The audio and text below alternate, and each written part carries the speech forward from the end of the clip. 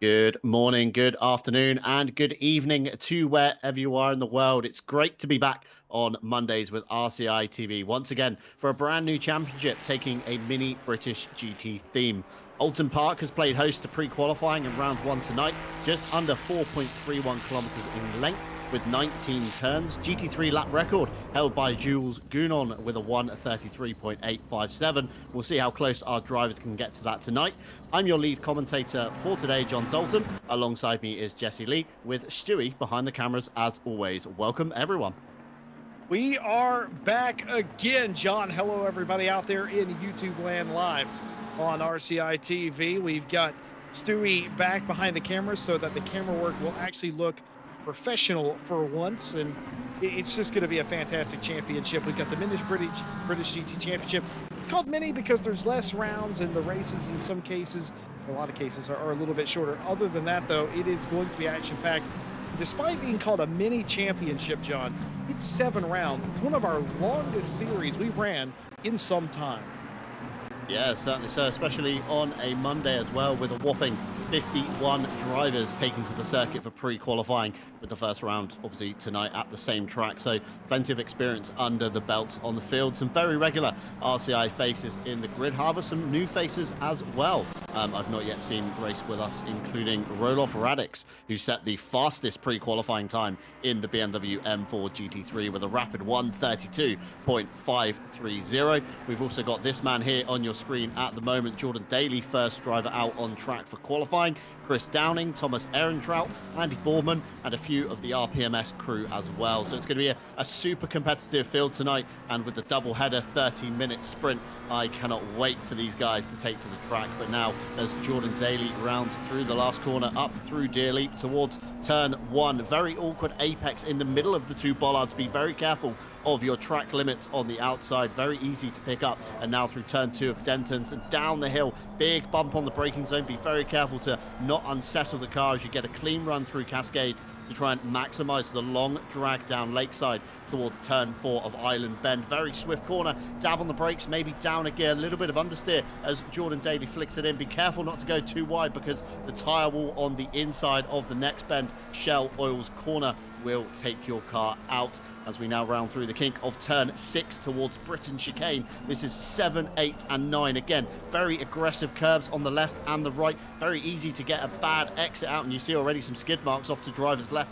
Somebody already exiting into the wall now over Hilltop, down to turns 10, 11 of Hislops, and 12 of Knickerbrook. Again, crucial to get a run through these corners very cleanly because one turn can really upset the run. And again, you want to maximize your run as much as you can up Clay Hill, turn 13. It's more of a little kink through the water tower at 14 before heading up to Druid. It's a double apex right-hander. Again, very tricky to spot your apex. You've got two options, either run it in very fast out wide on the power kind of early to maximize a run down to the final corner of Lodge, or hug it in tight and try and carry as much speed as you can. Again, very late apex in Lodge corner, down turn 17 of Deer Leap, up the other side. Jordan Daly, first man to the line to set a time with a 1:33.625. We know the fastest pre-quali, Jesse, was a 1:32.5, so we're quite a way off that yet. And as other cars stream past, nobody really close at the moment to Daly's initial base time. So some really good pace in the Triple R McLaren tonight.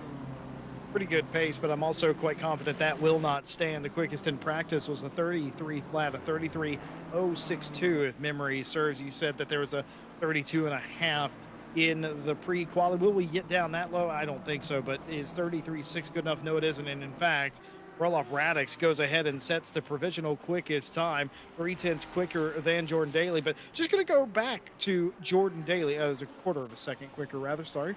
But just going to go back to Jordan Daly for a second. For those of you that have been away, maybe you're unable to tune in on Saturday night for Night Owl. Jordan Daly has become a star in a big way. He won every single round of Night Owl Season 14. That wrapped up just last Saturday night. He has accrued quite a following in the interim, John Dalton, and they've shown up here on a Monday evening to show their support for the man. Currently P2, can he continue his excellent fortune that he's had? 5 wins on the trot. Not many people could say they've ever done that. Yeah, it's quite an achievement. Even in the Night Out Series, of course, we do get some very competitive names also competing on Saturday night. So it's a very kind of far-flung championship. You get talent from all corners of the world, not just Europe. The majority of the field tonight, of course, from the European ends, suiting the time zone very well. And Jordan Daly, again, me and you, Jesse, both know him quite well. Been at RCI for quite a long time now. And again, it's great to see drivers, progressing in such a manner where they can dominate these championships. But Jordan Daly certainly with some competition tonight, and this man being one of them. Tobias Lang currently in P2, 0.218 off the top time of Radek's McLaren, looking very strong as a manufacturer here at Oulton Park. Top the times in the pre-qualifying. You see him there working the wheel through the final sector of the circuit, now coming down to the final turn. Going to want to get a smooth run as he can through here. Not too early on the power, but again, not too late, because you do want to get a very clean run to the line. And Tobias Lang looking for a small improvement here. Can he get closer to Radix? He can't, unfortunately, as Carlos Calatayud sticks himself on the front row of the grid. Jesse, P2, blistering time from the Lamborghini there. Yeah, it certainly was. Right before that, Lang and Radix were swapping the lead back and forth. Radix had it, Lang took it, Radix take it back, and now Carlos Caladia back near the front of the grid, just 1.5 tenths off of the overall pace of a 33.097. This track, by the way, I said that time probably wouldn't stand earlier on. I'm not sure it's going to stand at a 33 knot, because look up into the top right corner of the screen. The track is just fast, 26 degrees C. As well. It's pretty perfect, all things considered. That track may go optimum, and again, the track improving all of the time. Even if it doesn't change over to optimum, the more drivers, the more cars out there, the quicker it's going to go. Kaiju Racing's Phil Roberts representing Wales out there in P2 now. That was a blistering time from the Kaiju car. Superb showing from Phil Roberts there. Sticks himself on the front row provisionally before heading back to the pits. Ted Edwards all the way down in P23 at the moment, and Mikov here in the number 19 Sky Tempesta McLaren Evo jumps himself up into P17. And just a good point to touch on there, Jesse, about the track status, of course, being fast only at the moment. It's only going to get better in the next, 7 minutes, 50 seconds that we've got left of this session. And you kind of want to be one of those last cars to cross the line when the checker flag drops, so you've still got another shot at it. And of course, the track state is only going to be improving and getting faster and faster all the time. So timing your run here, Jesse, is going to be crucial. Certainly is. You got the time ticking down. The track's getting better all of the time. Everyone needs to be out there on the racetrack just to keep putting laps in, make little minute adjustments. Still a lot of time left. Half of the session, half of the 15 minutes left here in qualifying. Qualifying here is always an interesting sort of proposition, simply because of the nature of the racetrack. It's a tight, twisty track. You mess up one corner, you're likely going to unsettle yourself and, of course, mess up an entire lap. You need just about a perfect run through here to get the optimum lap time. There's not a place on this racetrack you really get to rest, because even on the straights like Hilltop, for instance, you're still blind corner. You're trying to set yourself up for the next little bit. And other than that, Lakeside's not a real straight, in my opinion. Neither is the pit straight, as it has Deer Deep in it. It's just a track that has little elbows everywhere. This including one of them. Just mess up one corner, you're going to mess up a lot. Seeing a lot of drivers resetting to pit lane. They're running off the racetrack. You can play this game at home as well. You just saw the 555 sitting on the left side of the racetrack. They must have either invalidated or realized they weren't going to improve upon their lap. Now what they're doing is they're realizing that they're not going to go quicker. They're coming into the pit lane quite quickly, making an adjustment and rejoining the racetrack. Like I said, you could play this game at home. Just look for the yellow dots on the track map. That tells you everything you need to know. Those are cars resetting to the pit lane.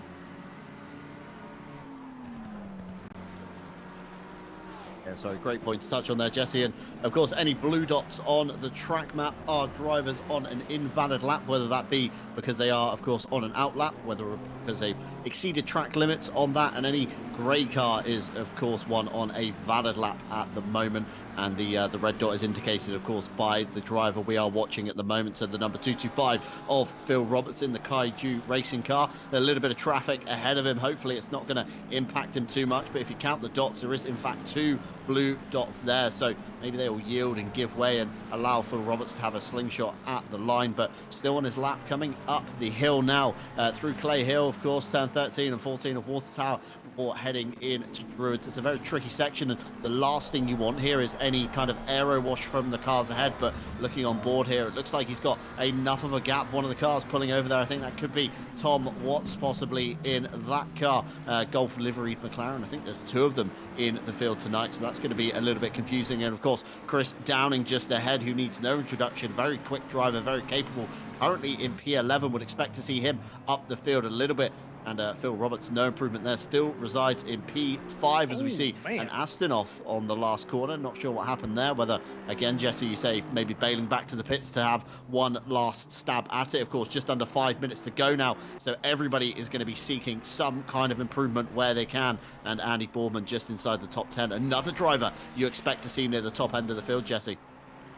Certainly is, and we'll see if they can continue their improvement. That was Rink, by the way, in the 21 that made it all the way to the wall. Now, I don't know if maybe they threw it into the wall at Lodge sort of in frustration, because that is an odd way and not the most efficient way to stop the car and to reset it. So that either tells me something went catastrophically wrong in Lodge corner. That was frustration either way. A reset for the 21 after hard impact. Well, we've had some conversation about the Lithuanian driver, about how the name is pronounced. I think now's a great time, John. Tell the story of how we figured out how to pronounce the Lithuanian's name. So I have a friend in real life who I deal with on a daily basis in a work scenario and outside of work. And pretty much asked him this morning, how do you say it? Can you send us a voice note? And the answer was Svinkunas. Apparently the kind of U above the line above the U kind of extends it in a way. So you know, it's great to have international friends in all corners of the world, just in case. And one of those things about commentary is, how do you say everybody's name? Of course, not everything reads one to one, as Phil Roberts there jumps to the top of the board nearly in P2 provisionally with the 225 Kaiju Racing McLaren. But of course, not everything, as you know, Jesse, reads English to other languages as direct as you might think. You know, some names really do catch us out from time to time. This man here, Christoph Verstrapen, and Kevin Boss will correct me on this one every time. It's not how you think you say it. There is a Verstrapen in it. It's kind of a elongated piece in the middle, of course, the Belgian name with the regional dialect, shall we say. But just inside the top 10 at the moment in P9 in the Aston Martin V8 Vantage. Not normally a car we see Christoph in.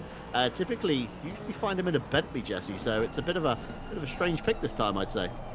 Yeah, Verstrappen has done a really interesting job here in this car. The highest qualifying Aston Martin thus far in the Heart of Racing liveried car. Also quite strange to not see Verstrappen in some form of custom car too as well. Normally runs at one of his teams, Verstrappen Racing or the RCI brand, but no, not today. Racing in a default livery, also very odd there. That tells me that this was either a late pickup by Verstrappen or sort of the livery or the car was sort of the afterthought. He has been exploring different cars as of recently, and this is just another one adding to the list and already going to P4. There. We started out in 9th when I was talking about him, up to P4 inside the top 5.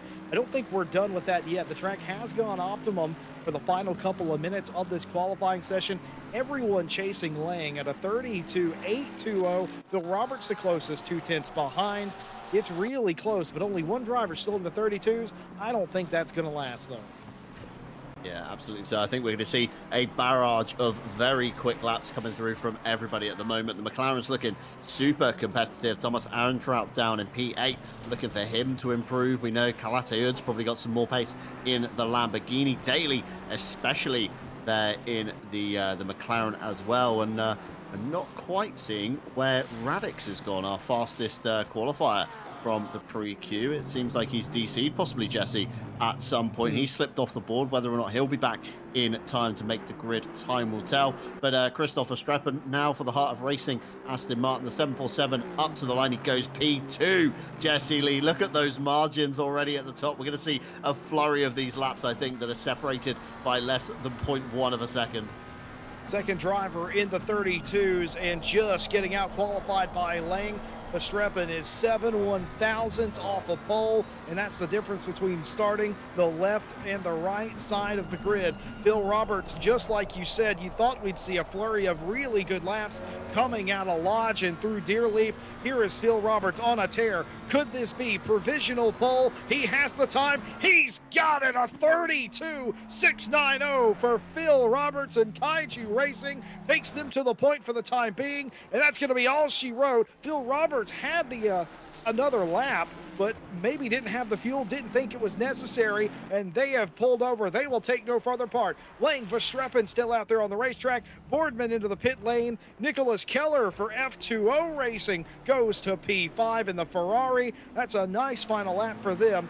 Many other cars still out there. Cullis Kaladian into the pit lane. Stevenson and Svinkus also in the pit lane, and I've already screwed that name up.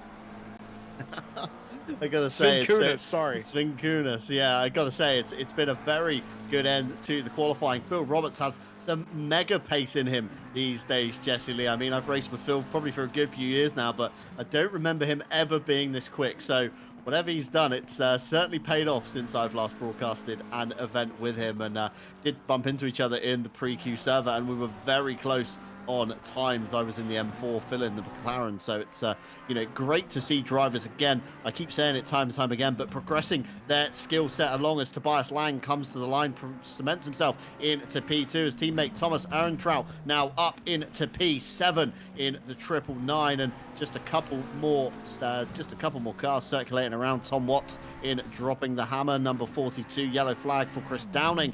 He will play no further part and cement himself in P11. But Tom Watts, your last car to come out of the final corner, up Deer Leap and over the other side towards the line. Tom Watts goes, and the number 42 improves slightly up into P14.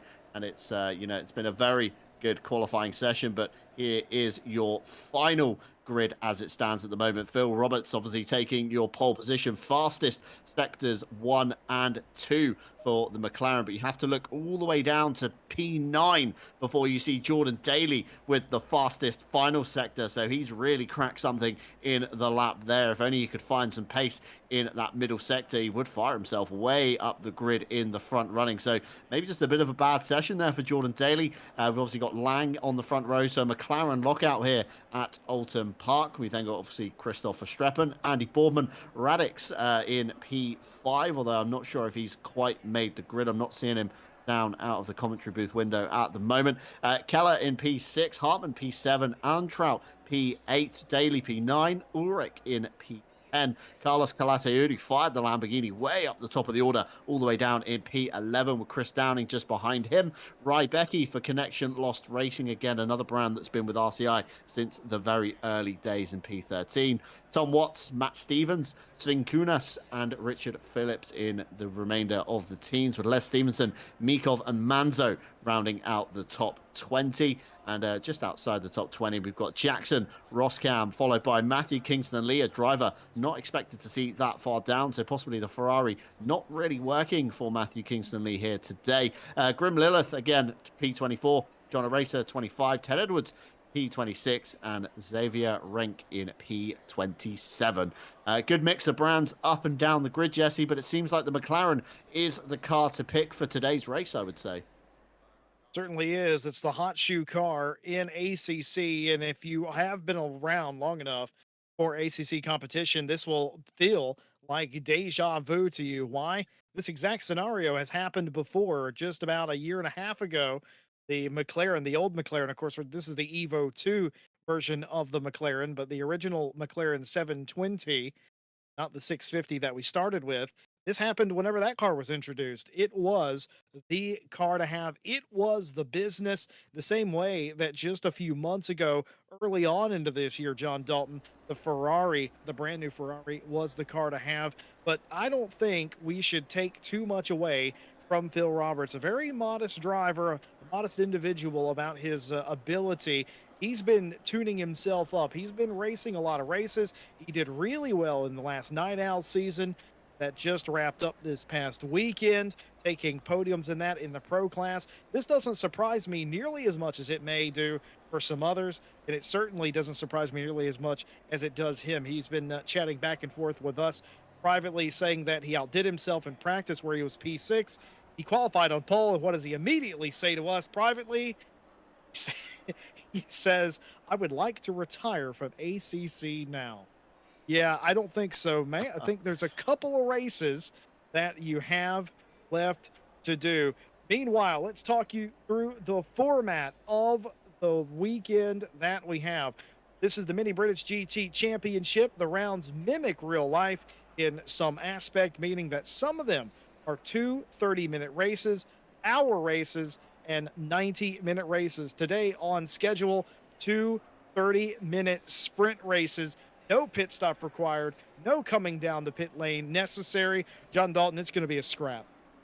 Yeah, absolutely. So, I mean, these guys, of course, are used to the much longer races, the 1 hour sprints with the one mandatory stop, maybe a liter of fuel to be added, and back out you go. But this is going to be pure 30 minutes of, toe-to-toe racing, I feel. Nobody is going to give it up very easily. They've only got half an hour to get the business done this time. And, typically, you can drag it out over an hour. You can, manage a strategy, manage your tires, and kind of find positions and time there. But tonight, of course, 30 minutes. There's not going to be a lot of tire management, and it's going to play into the hands of those guys that can really nail the consistency for 30 minutes straight. But of course, the calendar isn't always going to be two 30-minute sprint races. When we head to rounds 2 and 3, we have a 1 hour, 30-minute race with, of course, some mandatory pit stops chucked in there for good measure. Round 4, we head to Snetterton, back to the two 30-minute sprint races before back to usual formats for the final 3 rounds of an hour sprint with one mandatory stop. So drivers are going to have to be pretty on their toes for this this calendar, Jesse, with the constant swapping of strategies to make sure they don't fall foul of the rule set and, of course, incur that detrimental time penalty to their end of the race. It's going to keep them on their toes, and that's, I think, what drivers sort of want in the end. To be honest, they want to be kept on their toes. They don't want every race to be the same. They don't want to race at the same racetrack every single weekend. What they want is a little bit of variety. How do you get that with the same machinery every week? Well, you get that by switching up the format, switching up the pit strategy that is required. It's going to be very fun. It's going to be fun for us here in the booth as well. Do you know what's other interesting as well tonight? Keep in mind, for the 30-minute races, I believe I'm right in saying that there will not be a second qualifying session. Whoever got pole, wherever you're starting tonight in this race, is where you will start in race 2. Yeah, I believe so. It's one qualifying session to kind of set the grid for both races. So it's going to be very interesting to see who can make the good start in race 1, and will they try and mimic that same format in race 2. Of course, Phil Roberts at the moment, the man with all the pressure on him. He's going to be looking in his rearview mirror at 25 cars hanging down the grid behind him, and P8 Martin Ulrich starting from the pit lane. Not sure if it's out of choice, Jesse, or he did the classic thing where he just forgot to click drive. I've seen it happen to the best of people in ACC, so anything's possible. But this is a view Phil Roberts is going to have. He's going to have a few cars bearing down on him, a few big names: Verstappen, Boardman, and Trout. Calatayud, if he makes a great start in the Lamborghini. Chris Downing, of course, no stranger to being near the top end in the Mercedes, as usual, car of choice. And track has gone back to fast, Jesse, so drivers are going to have to start finding their feet again, of course, with a slightly heavier fuel load, colder tires, and of course a few different braking zones going to be happening. And that turn 1 braking zone is all important, because we've seen some chaos at Oulton, and hopefully these guys can make it through all clear and good. But I fear Curse of the commentator may strike this one down. Well, 3 and 4 wide is not going to work through Old Hall. We all know that, but that will not keep them from trying. Folks, we got a couple of surprises for you today. There are 2 splits here on Monday. Of course, this is the pro split. There's no mixed class, no silvers here. These are only the pros. There is a split 2, though, and we are hoping to bring you highlights for the very first time here on RCI TV, to bring you highlights of the split 2 races at the conclusion of the pro races here tonight, or at the end of our program today, giving shine to those in split 2. We've always talked about it. We've never had the ability to do it. Today, though, we hope that indeed we do. Just looking through the chat, a lot of love for RPMS, them cheering on their friends, drivers, and teammates. You absolutely love to see it. Patty Stone would love to see Phil an SRO. I agree. If he can cap this off, I think it's a legitimate possibility. A couple of cars starting from the pit lane. The rest of the 25 cars out on the racetrack. John Dalton, let's get going.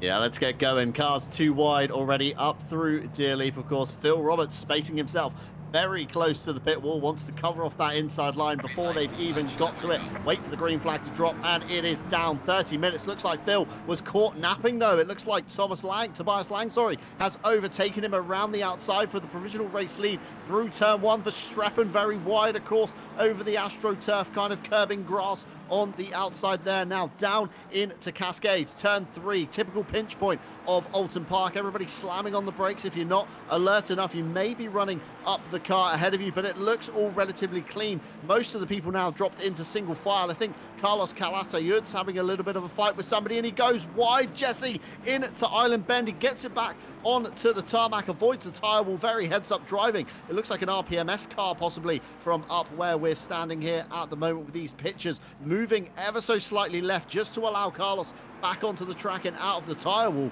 But I think as we come up to Hilltop, it all looks relatively clean, Jesse. There's one car out of sequence, 741, but other than that, everybody looks to have survived.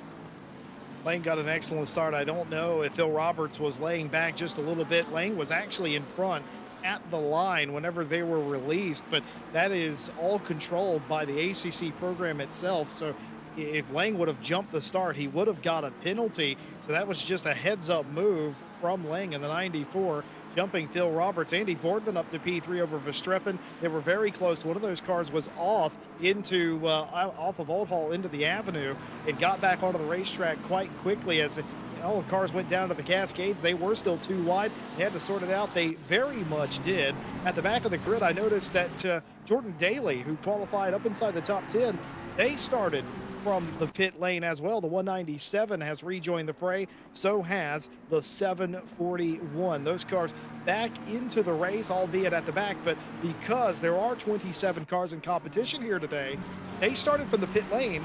Everybody's holding each other up in this group, at least for the opening lap. Those cars that started from pit lane, they've already caught back up. Yeah, absolutely. So, Jesse, I mean, very smart to start from the pit lane. Oulton Park, typically turn 1, turn 3, Cascades is normally the pinch point where it all kind of kicks off. But I think with the limited numbers here tonight, just under 30 cars, of course, makes it that little bit safer, a little bit of dust being kicked up in the background there. We've got the RPMS boys in flying formation with Richard Phillips in the Lamborghini ahead of Matt Stevens in the Aston Martin. And just reading through the chat, Jesse Lee, Jordan Daly got disconnected before the race had started, I believe, and that's why the pit lane start happened. Let's have a look what we're seeing here into the Shell Bend. It looks like a little bump there from Grim Lilith from behind. That could be Sven Kunas, I think, in the Lamborghini, just giving a little tap. The recording tool, of course, has picked something up there, but at the front, the fight's still very alive. Although Phil was caught napping, he hasn't given it up, Jesse. He is really chomping at the behind of Lang, and he wants to get past through Deer Leap and up the other side they go. McLaren on McLaren action, and all the meanwhile, Andy Boardman for the Greased Weasel Racing Team, the number 69 296 Ferrari, has the best seat in the house to watch this battle unfold. And just down the back there, we see Manzo battling with another one of the Kaiju cars, and I think Tom Watts ahead in the McLaren. Not sure what we're seeing here through Deer Leap. Up the other side, maybe a little bit of a rub as he darted to the outside, but looks very close, even up and down the field, Jesse Lee. And Oulton Park, I had it in my notes, it's it's a very pack racing circuit. Once you find yourself in formation, it's very hard to find a way past the car ahead of you, and it's very hard to try and defend from the car behind you, and you don't want to be the middle guy in the sandwich like here. Phil Roberts has Andy Boardman breathing down his neck. All the meanwhile, he's trying to get past Lang ahead of him. It's a very tricky race for Phil at the moment. Certainly is, because Phil's not only focusing on the car in front of him, trying to make up this position, trying to get back out in front and retake the lead of this race. He's also having to defend from Boardman. He knows that if he goes for a move on Lang, it's going to have to be definitive, and you couldn't be more right about this racetrack at Oulton Park. It is one of those places where it's super hard to make moves unless you absolutely send it. 30-minute race is not a long time to get something done, as contact here between Mikov as they're all fighting for space. That's a very dangerous place to be too wide through Island Bend. It can get sit into the barriers in Shell Oil's corner. Luckily, that didn't happen on that occasion, but that is a scary proposition, but they seem to just about have held it. But yeah, Phil Roberts trying their best to get back out in front. Again, any move here at Oulton Park, doesn't matter what corner it is, it's going to have to be definitive. And if you get it wrong, we're talking millimeter precision. If you get it wrong, you're likely going into a wall, or you're going into somebody else, going off majorly. You have to make sure that you are getting it perfect. Yeah, very typical old school circuit. Oulton Park, of course, lots of grass and old school big curbs to kind of launch the cars over. It's not, your typical Tilke circuit of today where, you've got plenty of runoff area, nice flat curbs to throw the car over. It's like you say, Jesse, it's got to be millimeter perfect, or you might find yourself in a wall on the grass, hitting the brakes on the grass. Of course, ABS isn't going to stop you, and Daly getting very close there to the back of Mikov in the braking zone. He's going to want to get a move on to try and claw some points back, of course, from the victorious Night Owl season he's had. Not going to want to give it up, and Phil Roberts there using all of the curb and some more, trying to get every inch of the racetrack to get onto the back of Lang, but it looks like the gap's opened up that little bit, and Boardman looks to be closing in on him. Certainly does. I don't know if that was a mistake by Phil Roberts, or maybe he was just looking to make a straighter line through the corner. He did both, but ended up climbing over the curb, and I don't think it flattered him very much. I don't think he gained anything by doing that. Mikov still in front of Jordan Daly, frustrating him just a little bit. Right behind him, you have the very light blue car of Ted Edwards. Or not, excuse me, that's Ted Edwards in the background, in fact. That is John Eraser in front of this pack. Mikov trying to get around Eraser. Daly trying to get around the both of them after disconnecting on the grid. Sven Kunis, by the way, in the 14, they qualified up in the middle of to the front of the field. Top 15, top 10 perhaps. And you'll notice they're at the back of the grid. They did not start from the pit lane. What happened is they disconnected in the interim between qualifying and the race starting, which means they get a little bit of contact there. That's going to send Jordan Daly to the rear of this field. That's going to allow Ted Edwards to come through. It's come undone in the Cascades. Yeah, we were saying, weren't we, Jesse, millimeters on some of these passes, and that's exactly what Jordan Daly tried to do. Stick it round the outside of Mikov, just couldn't make it stick. A flash of the headlights there in frustration from Daly, and that has, of course, allowed Ted Edwards through now as well, as we see Phil Roberts still launching that McLaren all over the curbs. I hope he's got the pressures on those Pirellis dialed in. We might find himself with some pressure loss with about 5 minutes to go on this one. Of course, tyres much more susceptible to damage in the 1.9 update than they were, especially if he's been doing this on the low pressures. And Ted Edwards stopped the chicane. Not sure what's happened here. Let's have a look. I think this is down into 10 and 11 of his lops. And of course, Knickerbocker gets a smack in the rear from Jordan Daly. Round goes Ted Edwards, holding the brakes very sensibly on the Apex car, not rolling around. And of course, the car's probably going to have stalled, and he's going to be fumbling for the ignition and the starter to try and get it going. But yeah, really not good there. And Daly down the pit lane. Not sure if he's going to cool it there and maybe pull the car in and just say, race one wasn't my thing. Let's have a mental reset. Let's try and get ourselves back in the mind frame for race two. and see if he can make the start a little bit better this time without, of course, the disconnect. But side by side, Grim Lilith and Tom Watts, two RCI staff members now going at it. It's great to see him. We've got Carlos Calatayud off to driver's right. The pink Lamborghini stopped there. Not sure what's happened. Maybe a jumped on the gas too early out of turn 3, Jesse, over the curb. It's very easy to loop it around, especially on lower traction control levels. But Tom Watts just about survives the onslaught from Grim Lilith in the Mad Panda Motorsport car. Gonna have to see if we get a replay from Carlos, but he is another car that has dived back to the pits, maybe for a mental reset for race 2 as well. Yeah, I don't think you get as far as Calatayud gets without being a little bit too far over the curb, a little bit too much throttle. Lamborghini can do that to you. It's not particularly known to be a curb-eating car, and you get too much of it, especially if you go over the back, try to come back over the face of the curb, it can spit you out. He was completely backwards into the barrier here of the lake there, so that is a very long way to slide. But I don't think if you get contact with another car, I don't really think you make it quite that far. There's another car off. It is the 127. It is Rybecki. Rybecki and Manzo here. What has happened to Rybecki? He's bouncing off on the through other side. Oh, yeah, no, surely not. Oh, it's a big crash. Back across, big one there. Nearly the Kaiju car as well, getting caught up. The Mercedes, not sure which one it was, possibly Jackson, nearly involved in that one as well. Very, very dangerous place to go off, especially coming back onto the circuit, of course, through Druids, turn 15. Very fast corner, 3rd to 4th gear. You know, you're jumping on the power, trying to maximize the exit down towards the final turn. And yeah, something's just gone wrong there for Rybecki, and more dust being kicked up ahead of Mikov. Not sure if that is one of the cars in the train ahead. I believe so. Again, lots of grass being taken today, Jesse. Pirelli's really getting abused over these curbs and all of the grass. So hopefully these guys have been looking after him and not started doing it until they've come up to pressure. Mikov able to make the pass there on a Razor for 17th place. Saw the end of that occur. The 19 in front of the 699. As it is an absolute fury of racing driver maneuvers. Lang enjoys the biggest lead he's had all race thus far. It's 9/10 of a second. That's all that's in it for the win of this race. Oulton Ulrich here trying to make a pass and has done. He's got around Johnny Razor. I wonder if something's ailing on a Razor 699 McLaren, because absolutely falling like a rock right now. Could also be what I talked about a little bit in qualifying, about getting one corner wrong, getting sent wide a little bit, even battling. You do that on the wrong part of this racing circuit, it can screw up the better part of your lap and you just hemorrhage time.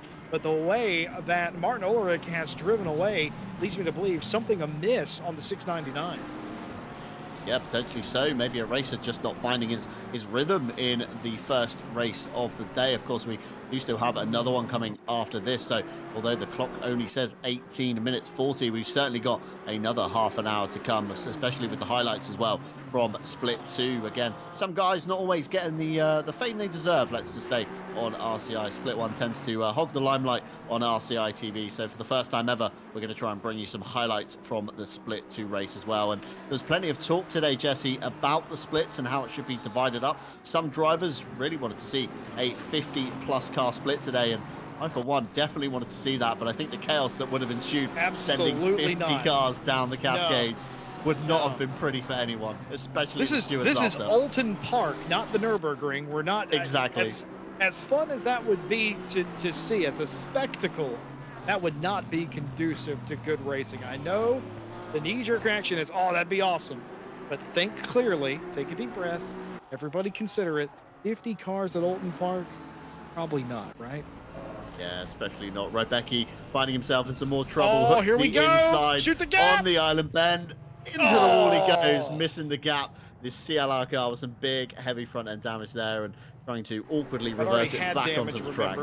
It did from the collision with Manzo, I believe, the final turn 15 of Druids, I believe, on that one. So Rybecki's race 1 not probably gone to the best of his ability. Wanted to maybe look for a better result than that, so he might be another one taking a little 15-minute break in the garage to collect his thoughts and figure out where it went wrong and figure out what not to do this time around. And again, lots of drivers abusing the grass out of turn 3. We've seen it bite Carlos once, and it could bite any of these drivers in the field, Jesse, but the McLaren looks very planted through turn 3. Grim Lilith there definitely losing some ground in the front engine. Mercedes, of course, the nose of that car constantly wanting to push wide, whereas you get real good rotation on the McLaren, especially the Evo. You see in the aero-based corners as well, how well it just goes through the fast sweepers. So, you know, it's a little bit of a game of cat and mouse, I'd say, at the moment, Jesse. We got the grunt of the Mercedes versus the kind of handling of the McLaren, and you can certainly see in the tracks between the corners and how much curb Grim Lilith can take, how much they just closed up to the back of Tom Watts, and we got ourselves a good RCI start fight going on. Keep in mind, both Tom Watts and Grim Lilith work here at RCI on different days stewarding. These two know the rules the best, and now they know each other quite well.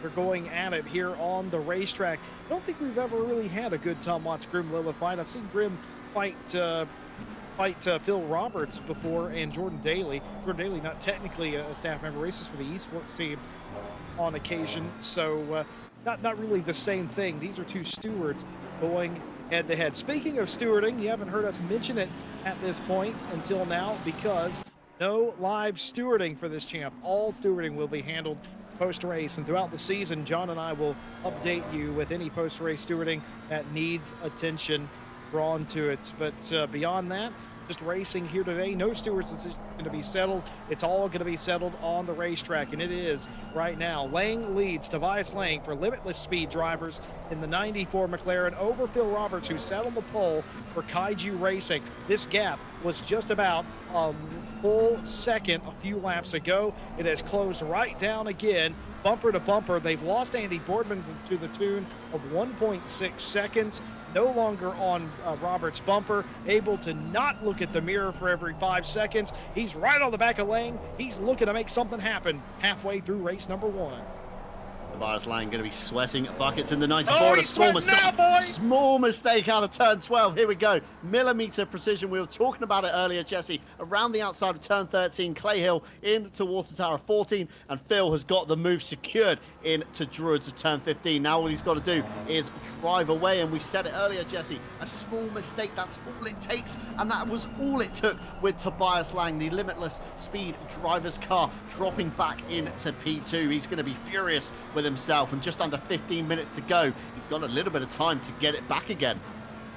Cracking under pressure just a little bit. That gap coming down leads me to believe that maybe Lang abused his car and his Pirellis a little bit earlier on in the race. Maybe just got out of the groove. Could be one or the other. I know whenever you live in somebody's mirror, it sort of weighs on you mentally a little bit. It's going to be wide, though, for Phil Roberts. Here comes Tobias Lang, the limitless speed driver's car, up the inside as they come through Lakeside and Island Bend. Are they going to sort it out? Yes, they are. Phil Roberts goes back to P2. They're as close as you like as they get to Shello's corner. He's going to send it in there, side by side, on the apex perfectly was Tobias Lang. Roberts falls back in line. That brings Boardman and Verstappen back in it, as there's 4 cars under a blanket as they go through Britain's.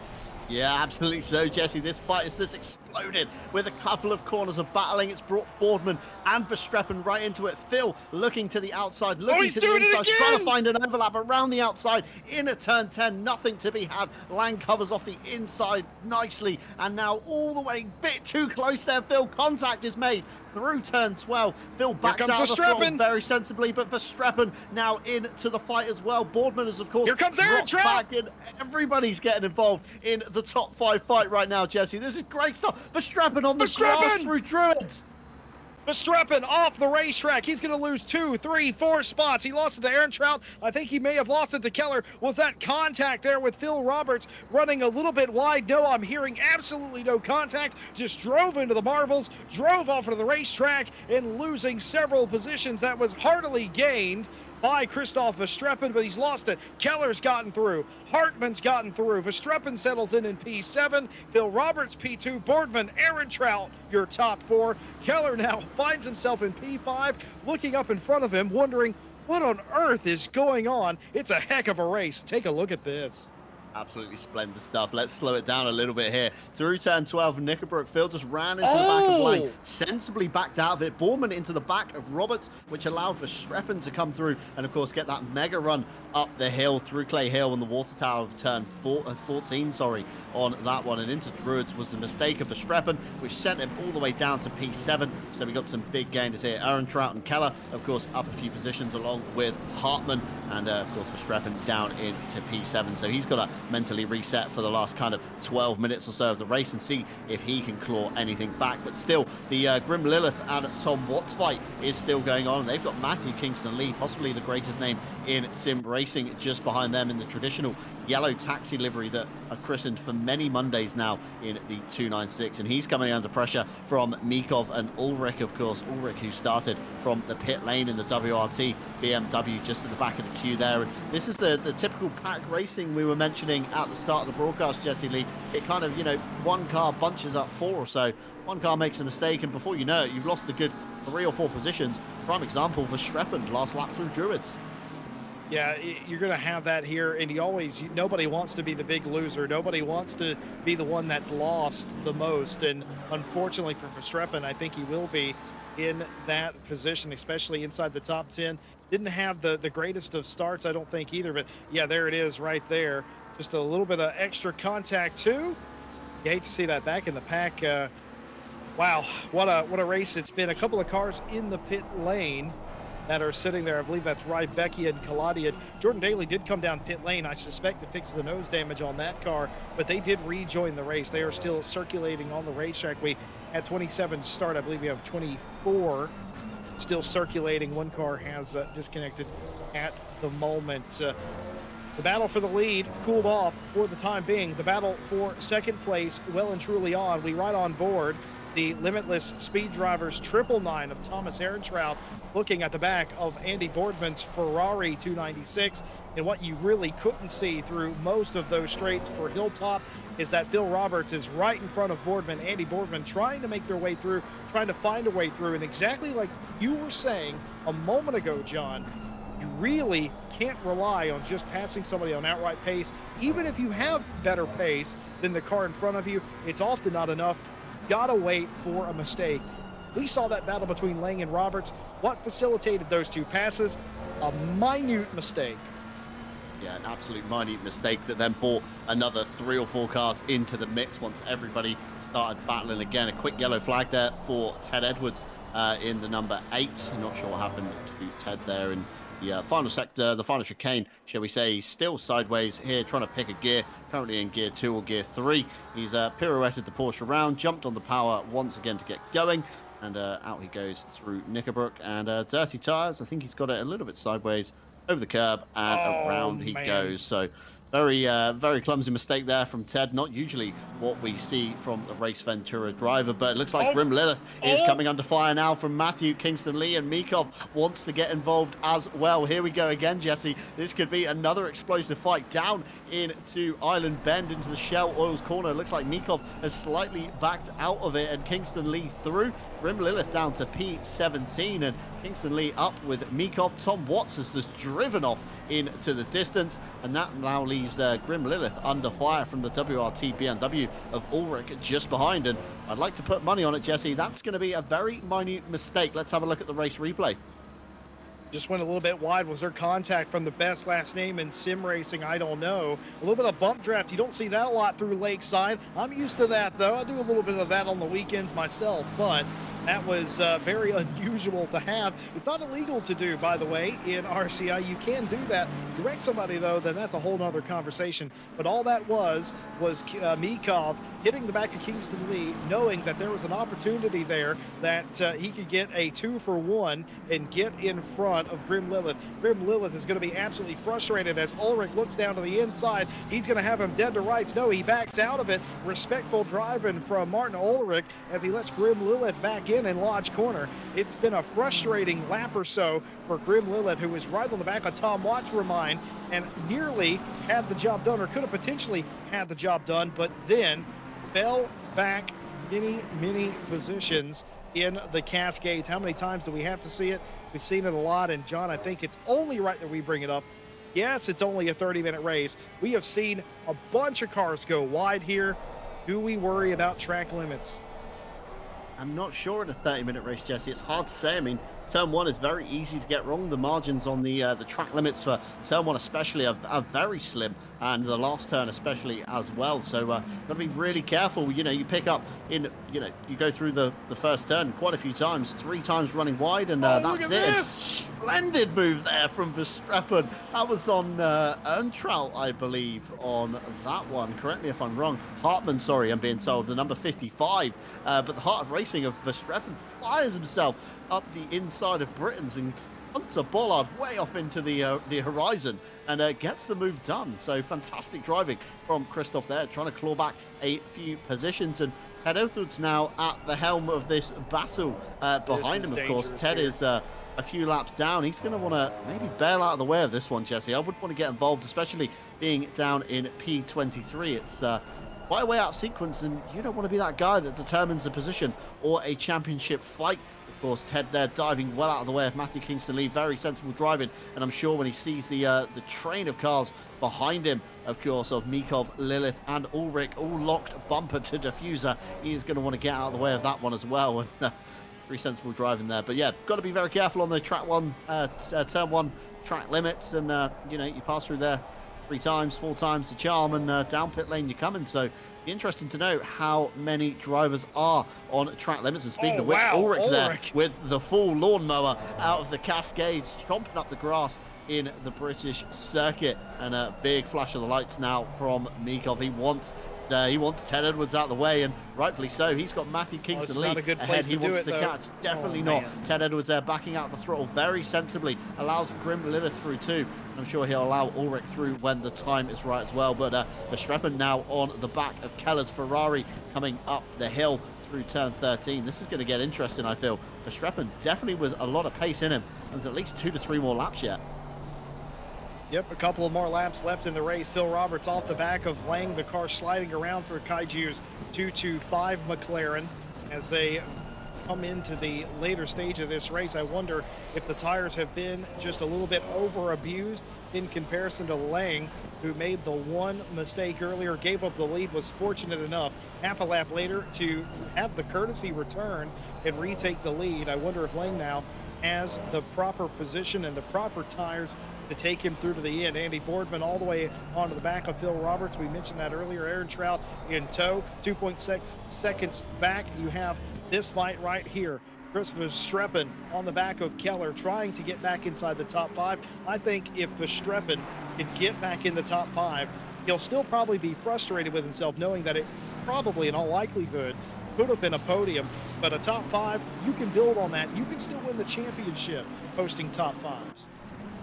Yeah, that's it. I mean, all you've got to be at a championship is consistent. You don't even have to be winning. You've just got to be up in the top end of the grid. And Tom Watts now looks to the back of, I believe this is Roscam getting a bad exit out of the Cascades and to the inside of Island Bend he goes. And Roscam very heads-up driving.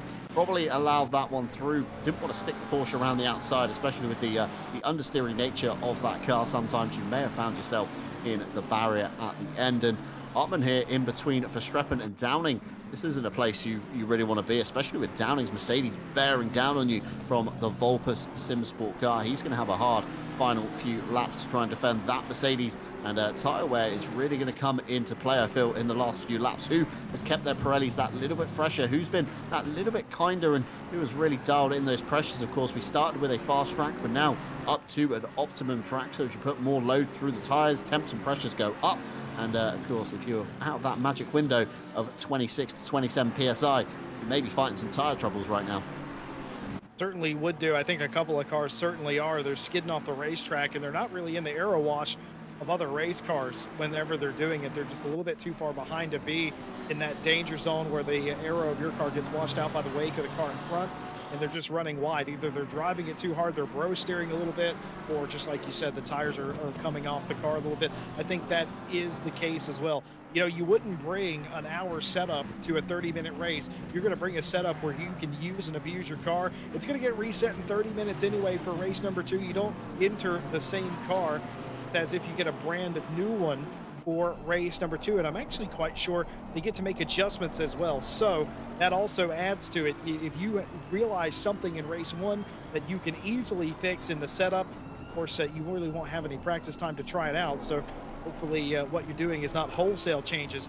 You will still get that opportunity to make changes and get back on the grid. A lot of learning going on. First race of the championship, first race of the season. Seen some sloppy racing out there, but some really good battles. Quite indicative of what I think we're going to see this entire season. Now, less than 2 minutes to go as we come to get the stripe out of Lodge and into Deerleaf. This is the state of the situation. Phil Roberts qualified pole. He has not led more than, technically led a lap in this race. Kaiju Racing trying to get up there and pass Tobias Lang in the 94 for the second time. 1 minute and a half. This is 2 laps to go. Can he do it? Was a second a few laps ago. It's half of that now. He's clawing. He's digging. He's leaving Boardman behind. He may have one more shot to get this done. Yeah, completely agree with you there, Jesse. I mean, looking at the last laps through the through the flag line, sorry, Phil with a 1:33.7 and Tobias Lang with a 1:34.1. So Lang definitely struggling for some pace. We got the 555 causing a yellow flag in what looks like turn 1. That's Matthew Kingston Lee. Let's see if we get a race replay. Here we go. Boy. Ulrich and Grim Lilith. Ulrich fires it to the inside. Kingston Lee not expecting, turns in to take an apex. And all of a sudden, you've got the snout of a BMW. Both drivers turned around, and we're going to have to see if they decide to lodge an incident post-race. Of course, we said it earlier in the broadcast, no live shooting here tonight. That's why we're a little bit quieter than usual on, penalties and news. And Verstappen having a rub there from Hartmann. Hartmann is really wanting to get by the Aston Martin, and I think Hartmann has actually dropped down by the looks of it. Chris Downing and Richard Phillips has got past him, so Hartmann down in P9 now for the Limitless Speed drivers, and Matt Stevens just behind him as well. So can Stevens claw anything out of it? No contact, we're being told in our ears. Our tool hasn't picked up anything no secondary up on contact that one. anyway. Indeed. Yeah, I think what happened though, whenever he got into Verstappen, of course, nobody means to get into somebody or turn them, and I think he was so offline by the time that he got onto the binders that he just was almost dead stopped, was Hartmann, and that ended up leading him down a road of being passed by Downing and Phillips. So I'm pretty sure that's what happened to the 55. But yeah, no additional contact after the initial, but sometimes, especially at a racetrack like this is all it takes. Top 3 covered under a second and a half. This is your view from the splitter of Andy Boardman's Greased Weasel Racing 69, coming to get the checkered flag this time. The question is, who's it gonna be? Yeah, I think my money at the moment is on Lang, unless Roberts makes a very late, desperate send. I think he's just that little bit too far back, but Earntrout all over the back of Boardman. I think P1 and 2 might be cemented, but I'm not sure about the last step of the podium. Earntrout looking super racy in the 999 Limitless Speed drivers, although a little bit of a bad exit out of turn 12 for the hill of turn 13. Of course, it's going to be very tricky to get a move done if you're this far back, but Tobias Lang with a clean run through Druids down towards Lodge Corner under Warwick Bridge. Of course, a fantastic drive from Tobias Lang. One little mistake allowed Phil Roberts through, but just couldn't capitalize it. The last time we go down Deer Leap and up the other side for race 1. Tobias Lang takes the race win, followed by Phil Roberts, Andy Boardman, Thomas Earntrout. Heller has just about, I think, managed to hold off the Verstappen he has for P5. Verstappen P6, Downing, Phillips, Hartmann and Stevens round out your top 10, and then everybody else slowly going to be making their way through. And for a 30-minute race, Jesse, that was very action-packed, and we're about to do it all again very soon. It set the tone for this entire championship. I always say that race number 1 of a championship sets the tone, and you kind of know what you're going to have. What are the drivers willing to do? What is the racing going to be like? We got an emphatic answer here. It's full of manufacturers inside the top 10. It was not the McLaren free-for-all as we would expect. There are several up there, obviously, more than any other manufacturer, but still, we've got Aston's, Mercedes, Ferraris, Lamborghinis, a lot inside the top 5. I think that bodes very well. Just what a great race it was. A couple of switchbacks for the lead. One driver not dominant over the other realistically. And in the end, you had about 3 or 4 of them that all could have won it there at the end. Results confirmed. Lang wins round 1, race 1. Race 2 upcoming. Remember, they're going to reset into the qualifying order. Phil Roberts is going to get another shot at pole. Can Lang do it again around the outside of turn one? What a heroic move that was. What an excellent start by Lang. And can anybody else have anything to say about it? Verstappen did not make it back inside the top five, looking to rectify that here in race two as well. Just so much going on, a brilliant race. It almost looked like one of those rally cross races there for a moment, though, with all the drivers going off the track.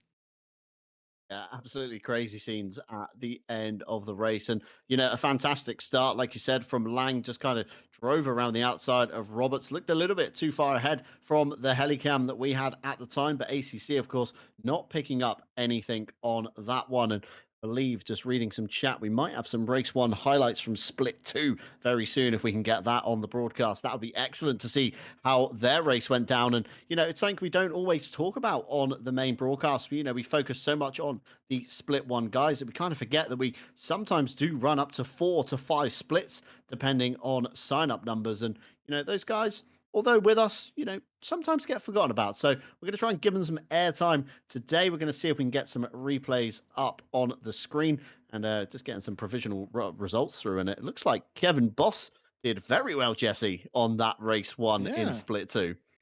Yeah, he certainly did. And that's quite impressive as well. Of course, two races today, two 30-minute races. That's the same for both splits. You just watched the split one race, the pros. We're going to check in with the highlights of race two, give you some provisional results, and we'll also be trying to keep up with the championship results for both series as they run, exactly for the reason you said, John, just to give them a little bit of a shine. You know, a lot of these drivers, when we have one split, they put on just as good of a show as anybody else. And in some cases, they are the show.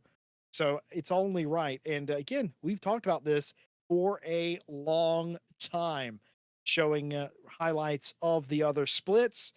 And now we have the means to do that. We are certainly going to try and do that. Let's take a look. This is the highlights of the split two race.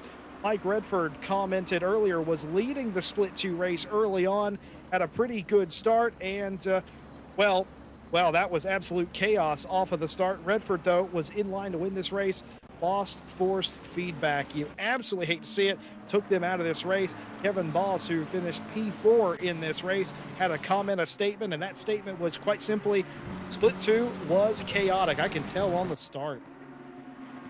Yeah, very chaotic scenes there, and a Jaguar in and amongst the mix. I think Joe Dorber, the Oh number my 5 goodness! there, dropping a tyre and spinning round into Shell Oil's corner. That's got to be scary, coming around and just seeing the broadside of a 720S Evo lengthways on the track. That's not something I can say I've commented on. The split two guys, also a few Lexuses or Lexi, Jesse Lee, in I've the had field. this argument for years. I don't know. A very eclectic mix of cars, should we say. We've even got a V12 Aston, and anybody that knows me knows that that is a car that's in my heart. It's a screamer. It is. We have 12 cylinders of Fury at the back of the split two, and this is Daniel Jarrett on Tim Ireland in the BMW into turn one. A little mistake from Tim Ireland, I think, allowed Daniel Jarrett up the inside, clip the curve down into Cascades, and very well held for the number 30. But Tim Ireland may be able to get back on that one. Not too sure if that was the case or not. Highlight going to be long enough, and Tim Ireland comes under fire from a Ferrari into the next corner, and that's something that you don't want to see. And here we go, the V12 Aston just behind of Alexander van der Voorde on Andy McCrory in the Lexus. Again, two machines that I don't think I've ever seen battling in the V12, getting to the inside before Island Ben swoops around the inside, manages to get the defense on for the Shell Oils corner, and Tim Ireland there even having a little sniff at Andy McCrory to see if he can get through, and even a Bentley lurking at the back of the shot there, Jesse. Yeah, just brilliant job. That's two cars you don't really see very often, the Lexus and the V12 racing each other, and that does my heart good to see those cars going at it. Just moments after that, Andy McCrory under fire from Tim Ireland. Tim Ireland trying to make the pass, looking down to the inside. Is he going to try and do it? He sure is. He's going to overshoot the corner into Hislop and rejoin the racetrack. That will lose him just a little bit of time and maybe a spot or two as well. A little bit ambitious, a little bit too late on the brakes, and it hasn't come off for Tim Ireland. It was an overtake for sure, but not the way you want to have it happen. Ellie Douglas and Keith Withall racing each other a little bit later on. This is still just lap 4. The action came hard and heavy here in split 2. Just overran Old Hall, and off of the racetrack is Douglas. That will allow Withall through in the Ferrari. We saw a lot of that in split 1. Apparently happened in split 2 as well. A little bit of rally driving. Yeah, some of the drivers maybe not getting the memo that this was a GT3 race and maybe not a rallycross event, as you mentioned earlier, Jesse Lee, as we now flick back here we go to again, round 2. Andy McCrory. Round 2, ding, ding. Here we got Andy McCrory and Tim Ireland once again. Over the curbs goes McCrory. This allows Tim Ireland alongside down into the what is essentially the second chicane of turn 10 and 11. A little bit late for Tim Ireland there. Bonks through the tyre bale that's somehow still remain there. I'm sure that's just a replay bug, because that is normally the first victim of Oulton Park, sometimes even on the formation lap, and that allows Andy McCrory to essentially escape up the road, and also allows the Ferrari through, as we now see two very opposite ends of spectrum of machinery. The Jaguar, which is maybe one of the oldest cars in the grid, coupled with a 720S Evo, and you can just see how much grip the 720S Evo has. Joe Dorber disappears. Doesn't make the hole. I don't think he made the hole, Jesse. I think he's still in the gap, wedge kind of Austin Powers style between the couple of tire bales, and Joe Dorber there not having a great time. I think we've seen him in the YouTube chat briefly earlier on mentioning how much he Jag is where it's at apparently, but not too sure with the aero grip there whether it was, as we see Martin Foster and Andrew Harvey now battling towards the final turn up the inside. Martin Foster goes, of course, I think an RPMS driver there, getting a move done through Dearly. Move signed, sealed, delivered, and covered off into turn 1 very nicely. The 296, a great run through the final corner there. It takes a while to get the turbo spooling, but once it does, it's like an old Group C car, Jesse. It just fires itself off into the distance, and Andrew Harvey coming under fire once again from another car.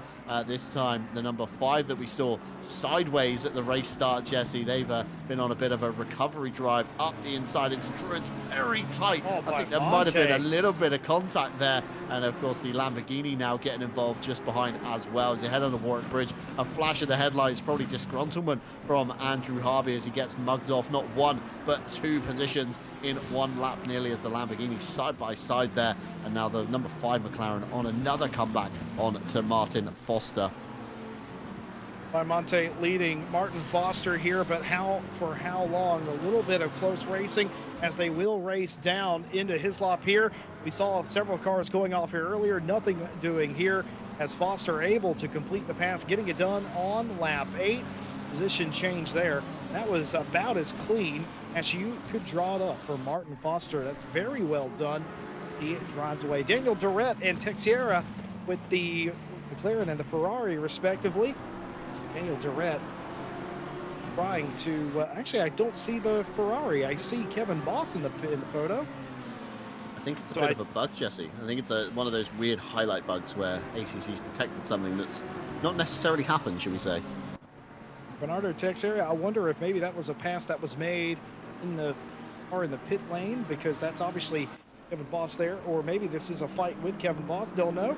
Moving right along, Ellie Douglas and Tim Ireland. How many of these is Kevin Boss, who procured these highlights for us, is he getting paid by Tim Ireland to put Tim Ireland on screen? Ellie Douglas, Tim Ireland nearly driving off the racetrack at Old Hall. He gets it done. He goes around the long way. Fantastic move from Tim Ireland, and yeah, gonna have to check Kevin's PayPal account maybe to see if any transactions between Tim Ireland and Kevin Boss have happened of recent time. And Richard Withall and Kevin Boss here, a little bit of Lamborghini on Lamborghini action.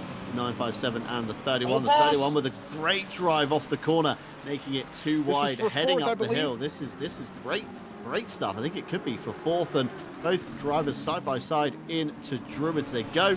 Kevin Boss up the inside, just about manages to get the Raging Bull pulled up, and then on the outside again, it seems like Withall nearly managed to come back, and Durrett now getting involved as well in that McLaren. That looks like a very tricky fight for Kevin Boss, and now this is Daniel Durrett on Richard Withall down into turn 1. Can he go around the long way? Durrett in the green and yellow McLaren, he tries it. I think a little bit too much room maybe given by Withall there, and that of course allows Durrett to the inside line, jumps over the curb in turn 2 as he heads down Denton's, and that just allows the McLaren with a much more stable run through Cascades for that position as well.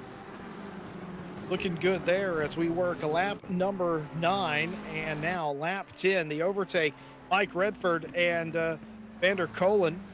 This is the pass for the lead. Mike Redford racing without force feedback, took the lead early, was able to part the seas like Moses and take the lead, and there it goes. Force feedback, and the wheel has gone for Mike Redford as they go down to the Cascades, and Stan Vander Kolen has taken the lead of the Split 2 race and is driving away into the distance and immediately reconnected. No force feedback on the wheel, and that is going to lead to a retirement for your race leading car. Mike Redford, silver winner, silver champion of 9 Out Season 14 just recently too, by the way. Not how you want to draw it up.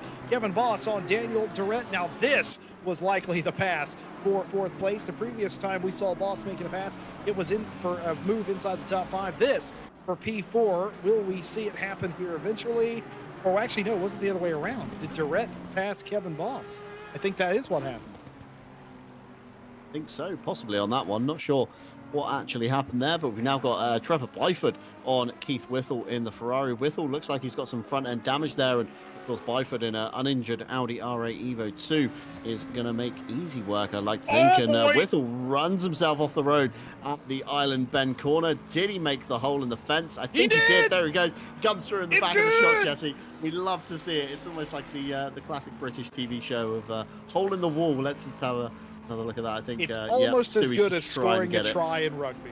Here we go. Long way around, bouncing all over the grass. Look at this. They're jumps on the tracking brakes, gets it through the hole perfectly on that one. No more front end damage for Keith Whittle. Very heads up driving there. So fantastic to see when it does go right. It's great to see people making the hole in the wall. But yeah, we've now got our of course, race finish here. The Ferrari just driving away, as you said earlier, in another highlight, Jesse. Just look at the gap. The next car just about coming out of Druids behind as he rounds through the final corner to take the race win in Split 2. And I think it's been fantastic to see Split 2. You know, we said it earlier, we don't see these guys enough. And, you know, although they are down in Split 2, they still have just as great levels of racing as we had in Split 1 on the stream. And it's great to see some names that we don't always get to see on RCI TV here at YouTube as well. And a few of the Split 2 guys in the chat commenting along the way. Of course, Alexander van der Voda commenting on the fact more cylinders equals more fun in the case of the V12 that he's chosen. Congratulations to Vander Kolen, winner of race number 1 of round 1 of Split 2 here on the Mini British GT Championship. Kwiatkowski comes home P2, Foster in P3 of Split 2. Congratulations to those. It was a wild race number 1 in both splits, as it turns out. So I'll turn to you, John Dalton. Is race 2 going to be a calm race, or are they going to crank the knob up to 11 a little bit? I think race 2 is going to be kind of do or die, as they say. You know, they've done a 30-minute race. Maybe some people have played it a little bit safe to, you know, try and get that all important kind of initial championship score on the board. And now we've got, you know, 30 minutes coming at you for race 2. Maybe everybody's going to go out a little bit all guns blazing to try and make up those all important places. Of course, Martin Ulrich, a driver that started from the pit lane last time out, he's in P8 at the moment from the qualifying. Carlos Calatayud, of course, P9, looking to try and make an improvement on the last race. A lot of drivers probably know where they've gone wrong. They know where the mistakes have lied. They're going to probably learn from those mistakes and see if they can capitalize any more championship points. And of course, the man at the head of the field, Phil Roberts, is probably going to be doing just that on the start. Jesse Lee, you know, didn't have a great start last time out, and hopefully going to have a much better one this time. I think if he can get ahead of Lang and keep it ahead of Lang, I think Phil's got the pace to drive away from the grid today. Certainly can. It's going to be interesting to see what the strategy here is on the start. Did Phil Roberts learn anything, or does Lang just have their number around the outside? I will say I've seen a lot of racing here in ACC at Oulton Park, and a lot of times you will see the driver on the outside be the one that comes around and at least makes it very interesting. A lot of times it goes wrong for them, of course, because they get sort of edged off the racetrack. Nothing doing there. Phil Roberts just did not get a great start in race number 1. Did well to come home in P2. Gives them both of themselves a fighting chance in the championship. But you can see the link in chat. Of course, those highlights provided by our very own Kevin Boss, who's live on Twitch right now at the Twitch channel Crashneck, all lowercase, all one word. It's in the chat. Go give him a follow. Go say hello. Tell him we said hello. Wish him luck. He finished 4th in race number 1. It's going to be a very interesting race number 2 for them as well. So go follow Crashneck over on Twitch, the broadcast partner with us here on most days. He gets his racing in when he can. And well, if you want more Crashneck racing, you can see him this weekend in the 24 Hours of Spa on RCI. Unfortunately, no stream for that, but again, still time. Do your sign up, get your teams involved for the 24 Hours of Spa happening this weekend, Saturday and Sunday.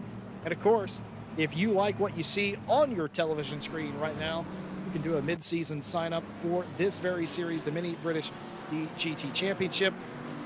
Do your pre-queue. Join us for round 2. We would love to have you.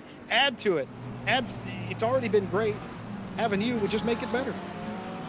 Exactly. And that's what, of course, RCI thrives off is you guys sat at home right now, whether you're watching, whether you're participating, or whether you're just a backseat lurker in the community. It's great to have you here on RCI TV, and it's great to be back on a regular Monday slot for the next 6 weeks or so. It's shaping up to be a great championship with a mixed format of races and pit stops. So lots of strategy to play for, especially with a 1 hour, 30-minute race with 2 mandatory pit stops coming up. So keep your eyes on that one. Let's see who has been paying attention. No scary dives, please.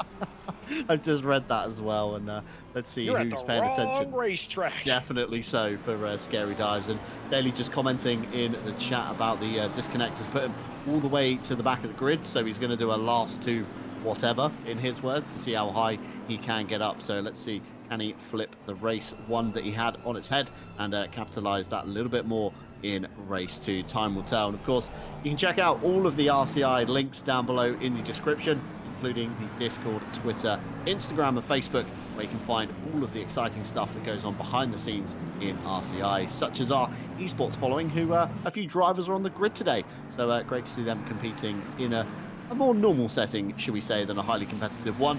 And of course, all of our partners that power us here at RCI, including AK Esports, Driver61.com, Fanatec, DigitalMotorsports.com, and Go Setups. All very great companies in what they do, and great to have them partnered and powering RCI along the way. But for now, race 2, Jesse Lee, it only feels right, seeing as I kicked off race 1. I'm going to hand this one over to you for the start. Well, race number 2 for round 1, your last chance to get any sort of points here in round 1, Oulton Park. If you had a bad race 1, you're looking to get a better race 2. If you had a good race 1, you're just looking to hold serve here. Everybody trying to learn from their restart. It looks a little bit more even this time, but it's still a slightly better start from Lang. Lang trying to go around the outside. He won't have it. It's Phil Roberts cleanly into P1, but Streppen gets a better start as well. Able to clear into P3 over Boardman. Keller, everybody single file in the top 5. A dive down into that turn, into the Cascades. One car off to the racetrack into the background, absolutely smashing the bollards. The 46 off into the background, as well as we've lost 1 car from the group. How many more will we have, as they're still too wide, coming through Island Bend and trying to get single file as they go into Shell Oil's corner. That was a way better start for the top 5. Yeah, much better start this time out, and Rybecki now just outside the top 10, trying to fend off Matt Stevens. Squeezed a little bit too hard to the grass, of course. Just literally kicked off a minute into the race, and we're already starting to squeeze people as hard as we can. That could have ended very badly for both Aston Martins. I think Les Stevenson was the big loser, along with Martin Ulrich, who found his way through the polystyrene. Meekov through the middle of Tom Watts and his teammate. I think that was Les Stevens. It was Les Stevenson on the curb, bounced a bit weirdly, and around he went. So dropping the hammer, not having the best start there. That's Tom Watts, the sister car to Les Stevenson, in of course the 46, another RCI staff member. And Martin Ulrich looks like he's already in the lane. Jesse maybe called it a day, as Xavier Renk comes under fire from a McLaren through turn 10 and 11 and 12 of Knickerbocker. It's very hard, and Daly with I think that was Svinkunas tangling together as well out of turn 12. It sure was. Sven Kunis, of course, starting from the rear of the field. They lost their qualifying position, so they've had to start both races from the back. Contact there with Daly in the same situation at the back of the pack. Daly now in front of Sven Kunis, but I believe, yeah, exactly like you said, just off camera shot, there was contact between those two. A little bit of contact here, maybe some side-by-side racing between those in the back. Ted Edwards trying to get it right, trying to make amends after that messy race number one. Tobias Lang, the reverse of race number one. Phil Roberts from pole position, able to convert that into the lead of the race. But now Tobias Lang for Limitless Speed Drivers in second place. He's going to see how the other half lives, and certainly his agenda has to be similar to what Phil Roberts was in race number one. You've got to hope for a mistake. You've got to keep it close. Sven Kunis here trying to make up, or trying to, oh, look, that was the contact with Daly, actually. As Daly down the inside, Sven Kunis doesn't realize he's there, and that nearly sent Daly around more. And eventually, Sven Kunis either yields that position or Daly just gets around. Daly now in the back of John Arazer, who I've heard he's quite fond of. Yeah, I imagine so. And of course, Daly going to find it very tricky to get round. And we see here the collision between, this isn't Ted Edwards, as the bottom right-hand side says. This is Matt Stevens and Rybecki in the connection lost race in Aston. A little bit too squeezy, shall we say, at the start of the race for my liking. Of course, still 29 minutes to go by that point. It's still quite a long time, as Earntrout looks to be the cork in the bottle at the moment. He's fending off Keller and Calatayud in the Lamborghini. Carlos here with a fantastic shot of the 296, and if we duck out a little bit, there you see the McLaren just heading through turn 3 of Cascades. Look to the top of his mirror. He's got Chris Downing and Richard Phillips still bearing down on him, so this fight could be another one of those pack trains that we mentioned earlier, Jesse, starting to form. And of course, one mistake means you start losing out a ton of positions. But Earntrout, no doubt in it, is going to be the rear gunner for his teammate Hartman ahead, who of course slipped down the order towards the end of race one. They're going to want to be improving their championship. So plenty of teammates around, shall we say, for Earntrout, Hartman and Lang to try and assist with their championship. So might see how that plays out later on in the season as well. Speaking of an improvement, Carlos Caladiad, of course, sat in the pit lane after having a major incident in race number one, looking to improve, get something on the board. For Carlos Caladiad, he's a driver that typically it's feast or famine for him. He either does really well or he ends up into the pit lane. It seems like a lot of that completely not his own doing, and we'll see if race number two is the opposite of race number one. Certainly could use it here. A little tiny bit of contact there. Nothing too untoward for Earntrout as they all continue to go around. Of course, no move was made at that time. And looks like Caladiad losing a position to Downing. Downing able to get through now under fire from, is that Richard Phillips? That is Phillips right behind in the Lamborghini. We saw two Lamborghinis racing each other in split two, and now in split one. Life imitates art. We've got two Lamborghinis in the top 10 racing each other here as well. Yeah, fantastic to see the Evo 2 machinery, should we say, taking lumps out of each other and still being relatively competitive in a field of fairly new cars. You know, the 296, a completely new platform along with the 992. The 992 not really anywhere to be found at the moment in Oulton Park. Roscam, your highest Porsche in the grid at the moment in P16, and Mikov getting very close to the back of Stevens in the Aston Martin. The McLaren looks far superior on the brakes than the V8 Vantage, heading down, of course, into the Shell Oils corner, hopping over the curb in the chicane of Britain 7, 8 and 9, and that just shows how important it is to get a good run out of turn 9, because Stevens pulling out a good few car lengths down into turn 10, and he's caught the back of the next train over, featuring Rybecki, Phillips, Calatayud, as well as a teammate obviously in Phillips. So let's see if Phillips can maybe aid his teammate into kind of getting into the fight and into the mix and into the points for that all-important championship. I think they will. A lot of times these teams, they come with agendas, they come with goals, and if you can help your teammate out, if you're running sort of where you think you're going to run anyway, you're going to try and help your team as much as you can. There are a lot of team players. There are no necessary rear gunners, if you will. There's no designation of that, but a lot of times you end up, based on how you qualify, okay, I'll help you out, help me out, that sort of thing. You never know. That could come back next week, and it could be the absolute reverse of that. I've seen that happen live. Quite nice, and I love to see that camaraderie between team drivers. No camaraderie between Phil Roberts and Tobias Lang as we join him in car, the Limitless Speed Drivers 94, looking at the Kaiju Racing McLaren. Equal machinery, just about dead equal on pace, I would say, as well, as they were nose to tail for the entirety of the first 30-minute race. I have a feeling we may be seeing the exact reverse of that here today for race 2. It's going to take, in all likelihood, a mistake. It seemed like, John, in race 1, there were certain parts of the race where, oh, Verstappen's had a big incident. Oh, he's gone off.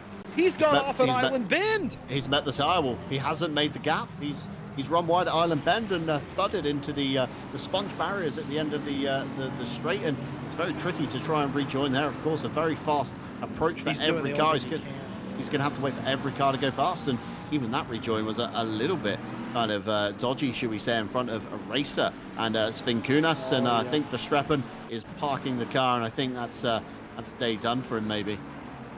Let's take a look here. Here's a longer replay, and we'll see exactly what. Oh no, this is the aftermath. Oh, contact there. That's why Verstappen's just trying to get that car back to pit lane, not realizing how broken the suspension components of that car was, and just trying to break it down into the corner, unable to do that, making contact. And at that point, he decided enough's enough. I'm out here impacting other people's races. That's not fair. I'm going to back off. That looked to be a Lamborghini, but I'm quite unsure which one it was that he made contact with. Sven Kunas, by the looks of it, in the kind of matte grey Lithuanian Lamborghini. So very unfortunate there, of course. You almost got to have a little bit of heads-up driving about you as well, paying attention to what cars are maybe causing the yellow flags ahead of you, and realizing that maybe they do have more damage and can't quite make the corner in the same way that they could just the last time by, as Jordan Daly manages to dispatch of Grim Lilith all the way up now into P17 from his original starting position, and now can firmly set his eyes on the back of Matthew Kingston Lee on the Ferrari. And just ahead of him, of course, you've got Roscam, and you've also got Aaron Jackson in the sister Kaiju racing car, the number 99, in a very BTCC-esque Peugeot livery, should we say, on that Mercedes. Yes, of course, it's missing some of the branding, as you would be accustomed to have seen in the day, but very nice livery nonetheless. The Kaiju Racing 99 out here representing. It's not just Phil Roberts, of course. There's more to that team, and they're all pretty darn quick, if you ask me. And Aaron Jackson in the pro split doing their part halfway up the field, a little bit more than that, in fact, putting a little bit of a gap on the cars behind him. Roscam and Kingston Lee. You saw Kingston Lee stick his nose out there. He got into the marbles, and that's not going to be conducive. That's going to let Jordan Daly to leapfrog into the position, driving the Mad Panda car. And actually, that wasn't Daly at all. I realized that was Grim Lilith coming through as well. So Daly and Lilith are through, and the best last name in sim racing has some work to do. And oh no, Carlos Caladian has had another accident here in race number 2. This is turn 1, hopping the back of the car, done that myself, and hard into the inside wall, bang on the avenue. That's a hard impact out of turn 1 of Old Hall, of course. I said earlier, Carlos is kind of all or nothing, gives it, all of his Spanish might and turns the Raging Bull into just that, or manages to overcook it slightly and, put himself out of contention. And very unfortunate there for Carlos. Drops all the way down into P21 with some heavy front end impact. And of course, in these 30-minute races, Jesse, that's the one thing you don't want to do. If Carlos comes in, fixes the damage, he's going to be way out of contention, even clawing back a few more positions. So you can either kind of limp the car around and pray he manages to hold on to some kind of points, or just call it a day and, of course, pull the garage door down and say enough is enough. I've tried my best here. Let's have a mental reset. And of course, there's some longer races coming up. Some of these drivers are more accustomed to the longer stints. I know Verstappen is, one of those guys that can do doubles and triples in endurance races. We see Hartmann hop the last corner, get the tail out of that McLaren, and Detriment is run towards the start line. So he's going to lose a little bit of time to Andy Boardman. But Daly now sizing up the back of Roscam through the final corner, down Deer Leap. A little twitch from the Porsche ahead. Jackson managed to pull out a little bit of a gap between himself and Roscam. So Daly's got a little bit of a clear slot once he does make a move on Roscam. He's not going to find himself running into the back of the Mercedes anytime soon. But Roscam, again, a very competent driver, not going to be too phased by the pressure of Daly, and Daly's really going to have to work for these positions now. He's dispatched to the kind of lower end of split one, should we say, and now he's getting into the kind of middle sector where these guys do have some pace about them and do have some really good racecraft, and possibly going to find it that little bit harder now to make any positions up. I always said it too, no matter what sort of skill level you are, if you're racing in a split next to people that are close to your skill level, the further up you go, if you start in the back, the harder every position it is to gain. It's almost like how a video game is, getting progressively harder as you go on. It's artificially so, simply because, shouldn't probably call it artificial, but it is sort of artificial difficulty of the closer you get to the front, the harder it is, simply because the skill level goes up, the racecraft, the race ability goes up, and the mistakes definitely go down. Speaking of mistakes, we have seen quite a few in both races, and it's very unusual to see pros have so many big incidents. Maybe wondering to yourself at home, why is that? Why are they making so many mistakes here today? Why are there so many big crashes? My personal theory, it's the format. It's a 30-minute race. There's no strategy involved other than going fast. It's a difficult racetrack. It's Oulton Park. You have to go for it. You have to be on it every lap. You have to take every run. You can't sit and wait. It's not like an hour or longer race that these drivers are generally accustomed to, where you have time to plot out your strategy. You have a pit stop to fall back on, and you're going to be able to pick your moments. 30-minute format does not allow any of that. You've got to be, from the drop of the green flag to the checkered comes out, you have to be on it every single corner. And when you put yourself under that pressure and you're fighting on a track such as Oulton, it is going to make mistakes. As they say, this track will chew you up and spit you out. I think you've seen that here today. Yeah, we've seen the track take a few prisoners, shall we say, and drivers certainly going to be finding it very hard. Like you say, Jesse, most of these drivers accustomed to the kind of 1 hour sprint, shall we say, in quotation marks, as Daly finds a gap and opens the gap very aggressively on Roscam, sending him off to driver's right. That could have been very detrimental to Roscam's race if that went wrong with the ACC collision physics that we do sometimes witness in these events. But of course, these drivers normally used to 1 hour, like you say, with the mandatory stop. You know, there's always time to gain in the pit lane. Some drivers practice more stops than others. You know, Wolf Matushka, to just put a name out there, is, you know, master in the pit lane. I would say he practices pit stops maybe more than anyone I've ever seen in a 45-minute practice session. And of course, he does have the pace to boot as well. So not only is he fearsome on track, he's also fearsome in the pit lane. And you can lose or gain so much time when it comes to a pit stop, but we just don't have that here at all today. And the next time you're going to see a pit stop will, of course, be rounds 2 and 3, and we take on an hour and a half of racing. But there is 2 mandatory pit stops to take, and the only requirement being a litre of fuel in each stop. So blowing strategy kind of wide out the water, should we say, for rounds 2 and 3, Jesse. Another thing too with this format, with these many pros that you have here, there's going to be horses or courses for horses, and there's going to be tracks that certain drivers are better at than others too, and there's going to be different strategy that drivers are more comfortable with or have a better sort of handle on. Today, maybe some of the cars that have had issues, maybe they're not really good at these little sprint dash races. Maybe they'll be better in a longer scenario, be more comfortable with that. There are going to be drivers, I know that some of these drivers are, oh my goodness, look at the steering wheel work from Tobias Lang, absolutely fighting the car out of Knickerbrook and just about holding it together. That probably looked a lot more stable from outside, but inside, that was several jerky motions to get that car back settled. But back to the point, there will be courses for horses, and there will be drivers that perform better at certain tracks in certain situations. Next week, I'm going to go ahead and make the rough prediction. You're going to have a completely different list of players near the front of this field, probably. Yeah, I bet so. I bet the guys that are more, you know, more consistent, should we say, over the longer periods are certainly going to shine. I think Verstappen is really going to find his feet in the next couple of events. So keep your eyes out for him kind of making a comeback. And we've now got some good Porsche on Porsche action.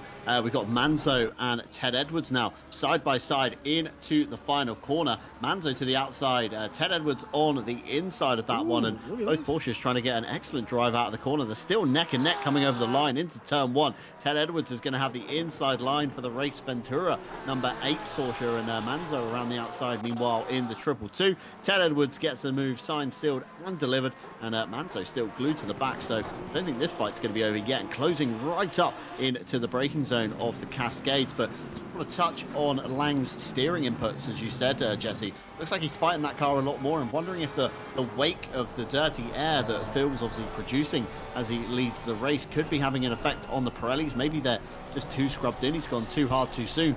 Maybe he's grained the tyres, and maybe that's why he's finding it very hard to put the power down. As you see the stability from the Porsche there, no such movements on board with Manzo as he looks to the back of Ted Edwards through the chicane of Britain's 7, 8 and 9. Of course, got to get a great run out of there down towards the Knickerbrook chicane, and Manzo's having a look. I'm not sure if he can make it stick though, but just tucks back in, very heads up kind of battling, doesn't want to let Svinkunas kind of catch them, although he is a lap down just behind. But the Lamborghini is lurking, and Frank is officially the next car, the number 21. He's only just coming in to the Knickerbrook chicane, so a big gap behind. Doesn't seem to be too phased by the battling. And I've just realised, Jesse, Phil's livery based off the Renault Laguna.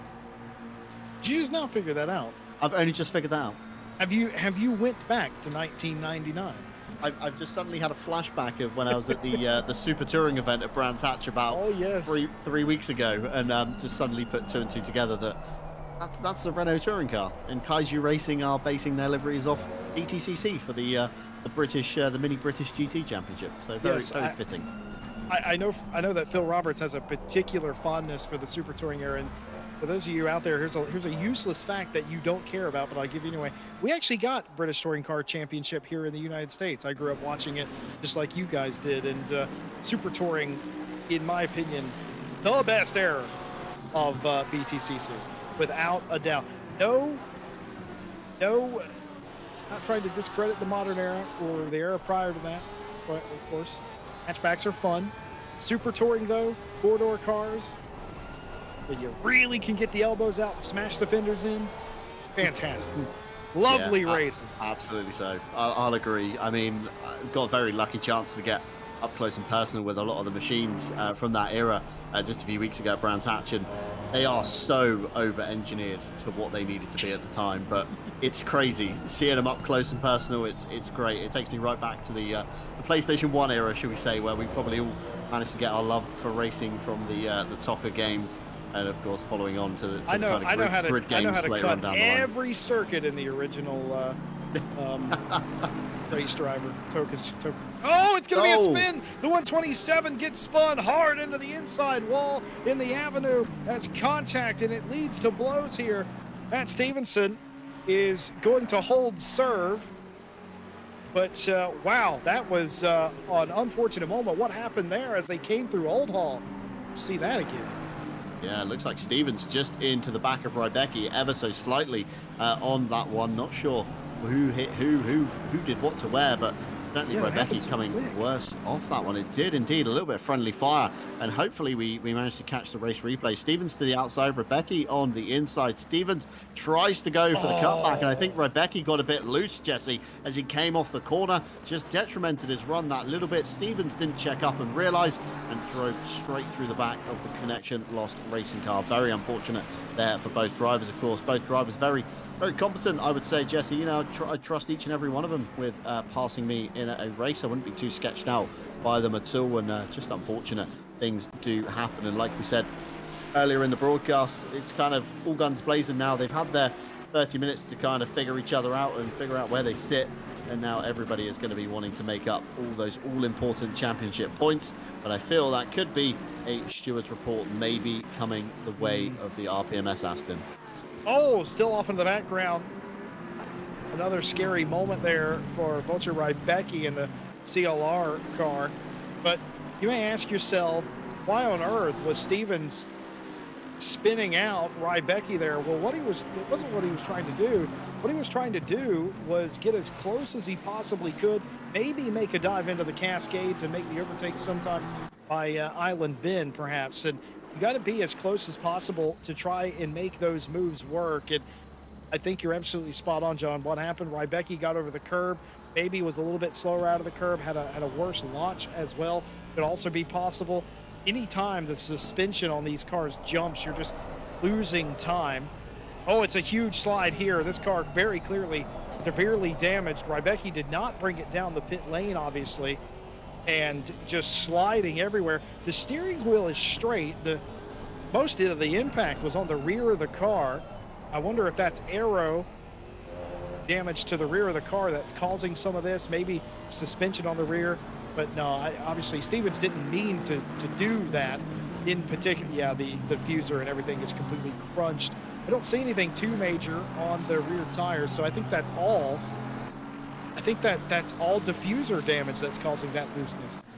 Yeah, I would agree, Jesse. Of course, a big impact in the rear of the car is going to crumple down the rear wing, the diffuser, and kind of the underfloor of that car. So it's probably not going to be too pretty for the CLR boys once they get that back into the garage for repairs, ready for next time out. And the Aston parts bin certainly going to be raided today by CLR. And Tobias Lang still at the front of the field, still cannot find a way past Phil Roberts. They are still glued together. I don't think I've seen this gap more than about half a second or so. And Phil really trying to push on and exceed the track limits that he can, right up to the edge of the grass through Island Bend. You see the work that Lang is putting in through the steering wheel. He is fighting that McLaren to get it through these corners and out very safely as we run aboard now. Fantastic helmet cam into the chicane. Just see him soaring at the wheel. It reminds me a lot of Polyakov in the Maserati Cup, Jesse Lee. I'm not sure if you remember that, but constantly soaring at the wheel, trying to find traction and get that car through a corner. And like Tobias Lang is doing the same. Not sure if the dirty air, of course, has ruined the Pirellis that Phil has been putting off for the best part of 23 minutes now. Just under 7 minutes to go. Still a fair few laps in the bank yet. And Phil has just absorbed all this pressure wonderfully, Jesse, if I say so. Yeah, Phil knows what we all know. Again, we go back to the previous incident where Stevens took out Rybecki. Stevens trying to be as close as possible and then eventually just turned Rybecki out of the way. You're putting a lot of trust in the car behind you as Phil Roberts, because he knows Lang's there. He probably assumes he's not going to go anywhere, because they certainly didn't in the last race.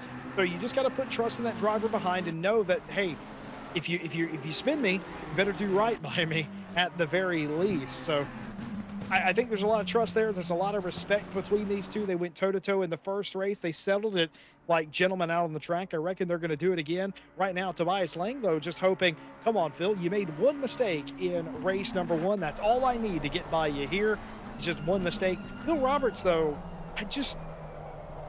driving under pressure, I just don't think he cares.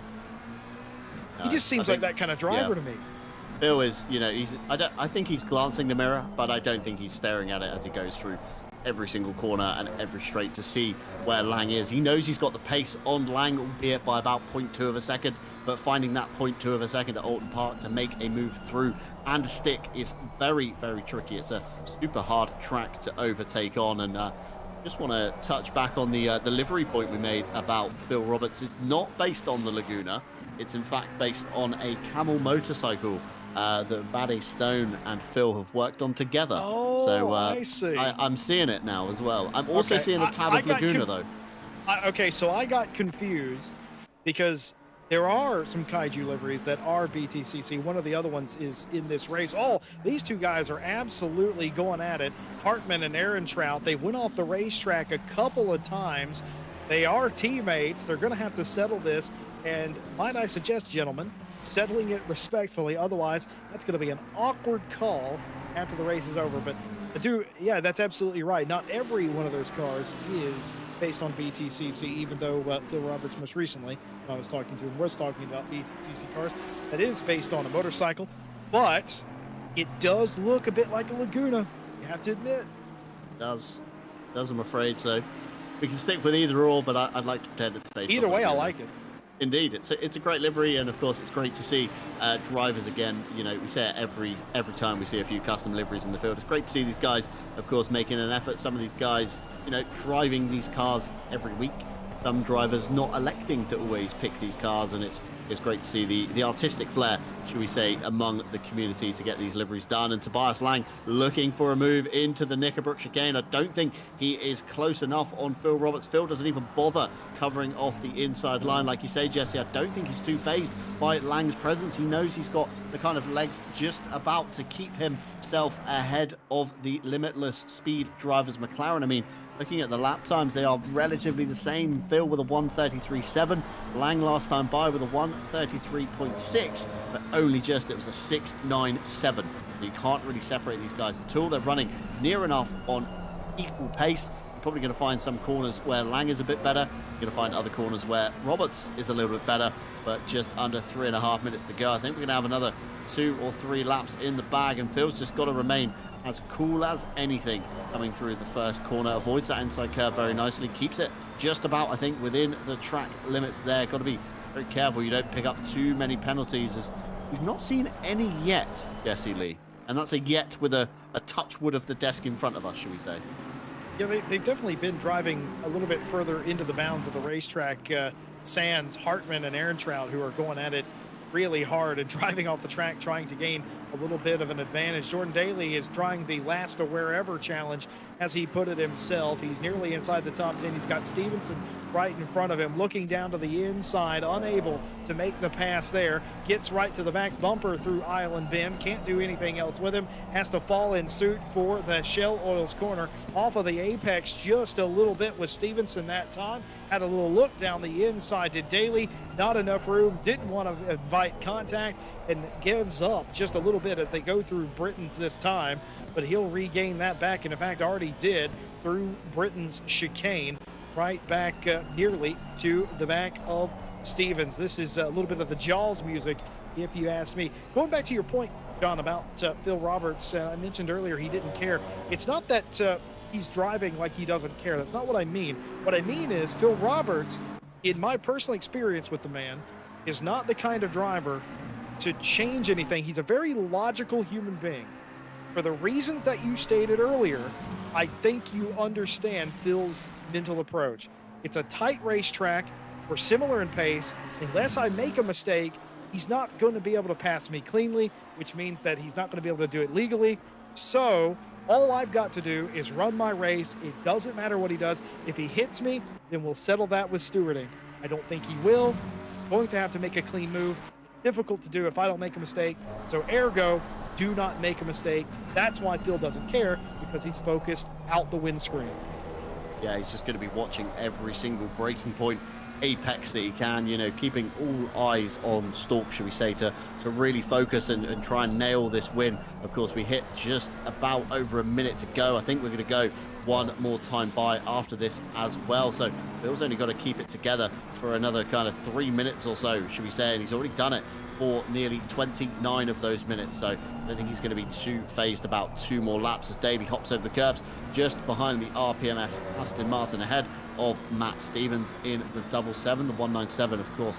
Triple R racing under the Triple R livery this time. Normally we see Daly in the Just Gamers car, but this time by electing the Triple R colours. Again, a fantastic livery within the community. Stays fairly consistent across all brands and using of the exit curb on the Knickerbrook chicane. It's not a flat curb, it's a very rough curb, can unsettle the car and kind of detriment your run up the hill. And of course you want to carry maximum momentum when you're going upwards in life. And here we see a race replay of Rybecki and Kingston again. Lee. A little bit of elbows out running.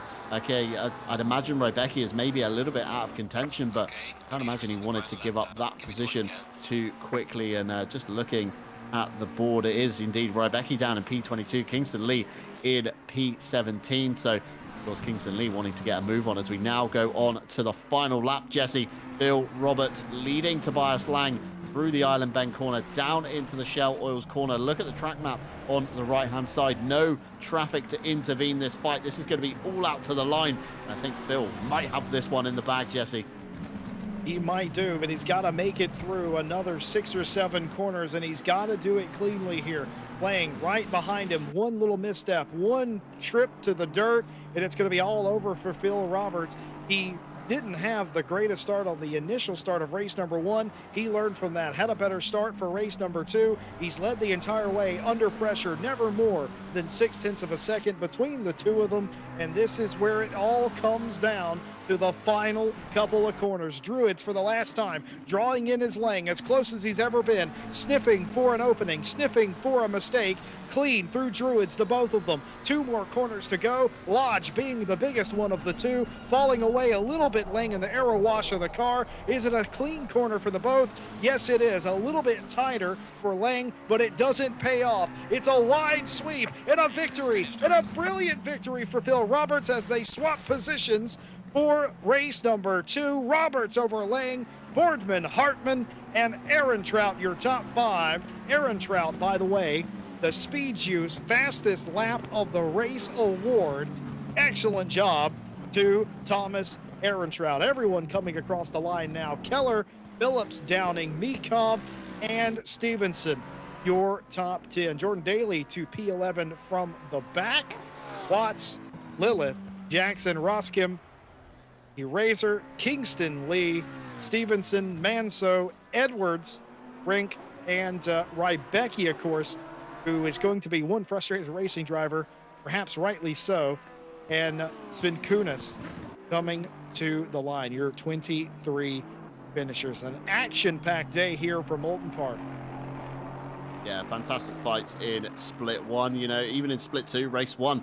Hopefully we get to see race 2 if we can at all, if we've got time for it on tonight's broadcast. And Rybecki, the last sole car to come to the line, shall we say. It looks like the rear end of the Aston maybe looks a little bit more stable than it did upon impact. Not sure if he's just underdriving the car now to try and get it towards the line, but great to see guys sticking it out to the end as he rounds through the final turn of turn 16. Lodge down and up over Deer Leap, and I'm being told he's possibly been to the pits to repair the car. And final card across the line, Rybecki, and into the wall, and that wow, sums it up. okay. I think, Jesse. 3 bounces? That's a very bouncy Aston. Yeah, I think Rybecki's frustrated. I think he's, like I said, perhaps rightly so. Well, there you have it. The results of race number 2. You're going to have a championship tie up at the. Actually, no, you won't. Bill Roberts will have a 1-point championship lead because he had pole position, won't he? So he will have a 1-point championship lead over second place. And Lang just did a great job. Both drivers did a great job.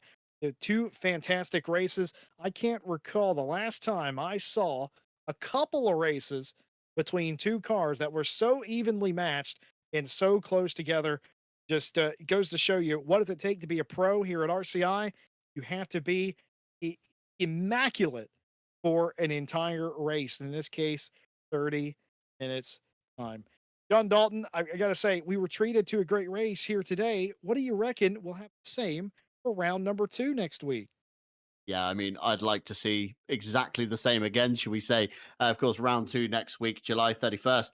We head to Silverstone, where we'll be taking you for an hour and 30 minutes through a race. 2 mandatory pit stops this time. If anybody's listening from split 1 and 2, take note of this.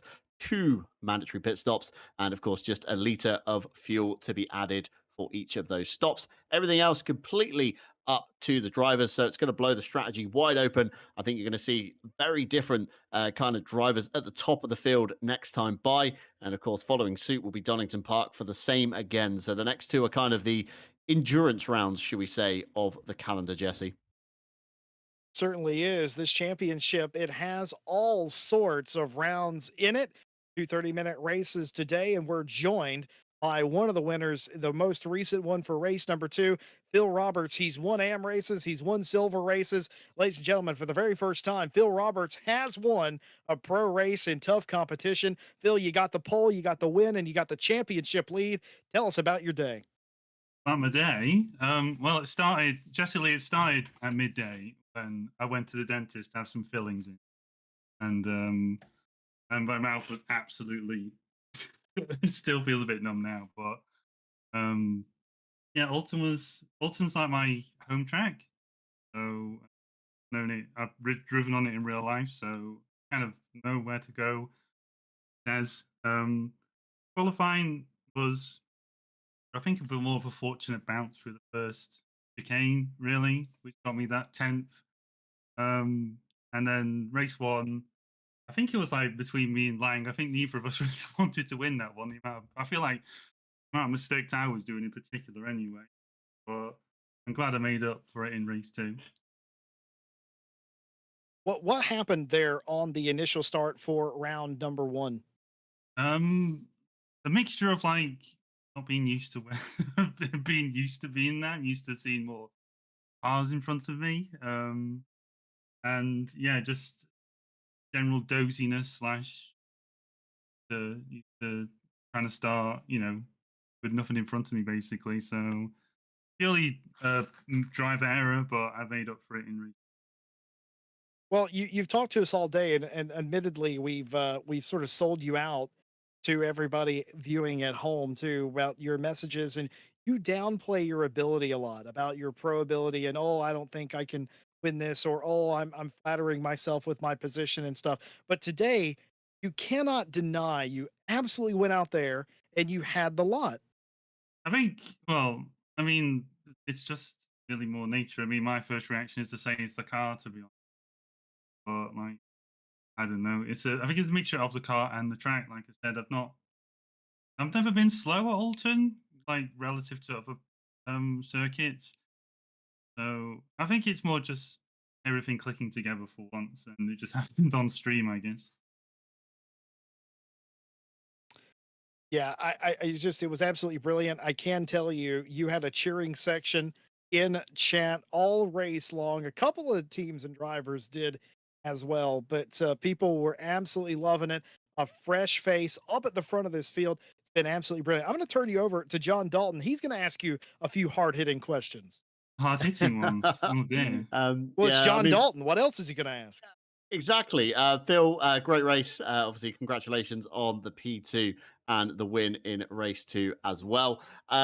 Race one start didn't really go to plan. Race two definitely, nailed it, should we say, learnt from the mistake of race one and certainly got the hammer down and going. But, you know, 20, 30 minutes, should we say, of pure pressure from Tobias Lang.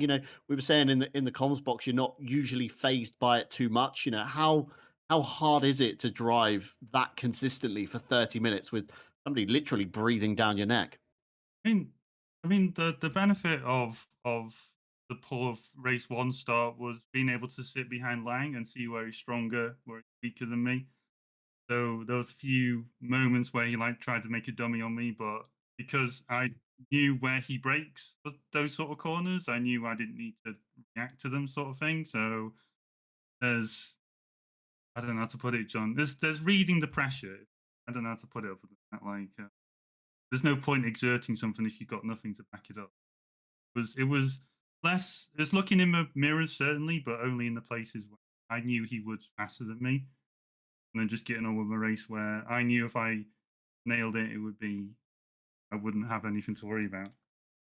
I think we said the same in the comms box between myself and Jesse Lee. You're not normally phased by pressure, and of course, having the inside scoop of where he was faster from race one certainly more than likely helped you there. Of course, a bit of a varied calendar. We've been saying as well. A 1 hour 30 race next time with two mandatory stops. How do you think you're going to phase in that one? It's a lot longer. You're going to have to be a That's, lot more that's consistent. Silverstone. Well, Yes. Alton's my strongest track, so I think I'll just start the season on a high and then just go back into the midfield. So, so I think I'm aiming like this season. I think I was selling for myself like top 10 would be good this season, considering the competition and top. You look at some of them like Daly's, your Verstappen's, Boardman, and obviously Lang, etc. You can't look at that and go, "That's I'm faster than these people." I definitely am not consistent. So yeah, I wouldn't expect me on the podium next week anyway. That's definitely not me managing expectations. That's just me being realistic on that point. Very humble as always, Phil. I've got no more questions, so I will pass you back to Jesse Lee. Bill, I just want to say on behalf of everybody, we talk about this all the time. Can you take a driver from rookie all the way up to pro and win in the top echelon of club level esports style racing? The answer is absolutely. You are another name on that illustrious list of drivers who have won at all levels, who have taken all comers. Congratulations, ladies and gentlemen. Phil Roberts, winner of race two here in round one at Oulton Park, his first ever pro win. Phil Roberts. Yes. Well, And John, it's been a heck of a day, but we're not quite done yet. We promised you highlights from split number 2. We showed you the highlights from race 1. Take it away, John. Highlights from race number 2 in split yeah. 2. Split 2, race 2, race start. Of course, you can see in the top right-hand side what is going on right now. Looks like Kevin Boss to the left-hand side of the grid in P3 in the blue Lamborghini, the number 5 McLaren that we saw turn sideways in race number 1. Banging doors with Kevin Boss, not what you want to do, and Kevin Boss just gets swallowed up by the train as we come down into the Cascades corner with a big slide ahead. I think that's one of the Whittles in the Ferrari off to stage right. We then got Andrew Hayder, I believe, in the BMW, trying it around the outside into Island Bend, especially on cold tires. That's not where you want to be. Kevin Boss gives a load of room there, jumps the curb, and somehow manages to keep it on the straight and narrow. Now the Concertina into the Shell Oils corner that we always see in the field. It's very tricky indeed. Joe Dorber in the Jaguar there, still mixing it in the mid-pack. It's still very strange to see a Jaguar with the likes of the M4, the 296, and the latest iteration of the GT3 machinery here at Oulton Park. But fantastic to see some people still trying to pick it. We now fast forward to lap 2. Ellie Douglas on Mike Redford. Redford around the outside in the final turn. A little bit of elbows out, a little bit of rubbing, but I think fair is fair. You're not really going to move that boat all too much as Ellie Douglas tries to cover off the inside line into turn 1. Still side by side, jinking and weaving everywhere. And I think that the McLaren just about managed to make that one stick. I think Ellie Douglas backed out of it, and Andy McCrory just in the background for the Lexus as well. Cycling on to lap 4, George Kwiatkowski with the number 5. A bit of McLaren on McLaren action, almost reminiscent of the battle we saw in split 1 here. Say, fantastic drive for Bia Monte in the number 5, although a mistake at Druids allows Kwiatkowski back through on that one, Jesse Lee. And George Kwiatkowski up the order, and Kevin Boss in the background looking like he's trying to size up a move as well. Certainly was and has, and off into the race, off on the final corner again. George Kwiatkowski would eventually give way to Kevin Boss. Here is Kevin Boss a little bit later on. Boss catching up to Biamonte and down to the inside. No real defense from the 5 McLaren, and goes off to the racetrack. That's very odd that he would go off, perhaps struggling with just a little bit of handling. Another car coming through in the background as well. Boss providing us the highlights in 2 ways here. He is the highlights, and he also physically provided them at the same time. Alexander van der Voort and Tim Ireland. Tim Ireland featured quite heavily in the first one, but let's see what's going on here. We just see Van der Wood. Does that mean Tim Ireland's off? Yes, it is. Ireland, the car off in front, and there it is. Pass made by Van der Voort. How many cars have we seen go off in Druids today? More than a handful. Position gained for that fantastic V12. Van der Voda commenting in the BGT chat saying that V12 top speed has saved my life so many times. That thing doesn't want to take a bump right if its life depended on it. They are laughing out loud at the end, and from driving that car all too much, I know that bumps in that car are really not friends, but the V12 definitely singing and definitely keeps you ahead on the straights. Essentially, we haven't really got too many at Oulton Park. You might see that car succeed a little bit more at Silverstone, of course, with the much longer straight of the Hanger Straight, and then down into the final complex of corners. You've got a nice long straight again over the start finish line, albeit with a slight kink in it. Ellie Douglas, and Trevor Byford. Bentley on Audi here. Look how big the Bentley is compared to the Audi. It's a crazy size difference how such a large car can be so competitive. But Ellie Douglas sizing up the old switcheroo out of the last corner down into turn 1. Already signed, sealed, and delivered by the start line. Not sure if Byford there had a little bit of an issue with the Audi coming out the corner, and of course opens himself up to the Lexus just behind as well. But you know, great to see split 2 guys passing each other and having great fights. You know, we don't normally see this on RCI TV, so this feature, I think it's been well received, should we say? Certainly has. Kevin Boss here at Biamonte fighting each other, and I suspect by the fact that Kevin Boss isn't involved in the overtake that something bad happens here at Biamonte. Nothing as of yet. Is there contact into Shell Oil's corner? No, there is not. Still nothing doing. These two, though, fighting each other quite hard. Remember, it was the opposite of that earlier on. and no pass being made in that occasion. Joe Dauber in the best first name in sim racing. That's right, we got them both in RCI, fighting each other here on lap 12, somewhere vaguely near the end. Joe Dauber driving uh, by the stricken Lee Kettle car, just driving off the racetrack after leaving Shell Oil's corner. Very strange indeed. Could have just hooked the outside dirt bit. He'll pull you off the racetrack. Dauber able to drive through in one of the most fantastic cars, a fan favorite, you could argue. That Emil Frey Jaguar, what a fantastic screamer it was. One of the fastest, probably the fastest car at one point in ACC, if you can remember that long ago. Tim Ireland driving off of the racetrack as they get to the southern part of the first sector and allows Joe Dauber to gain another spot in that Jaguar.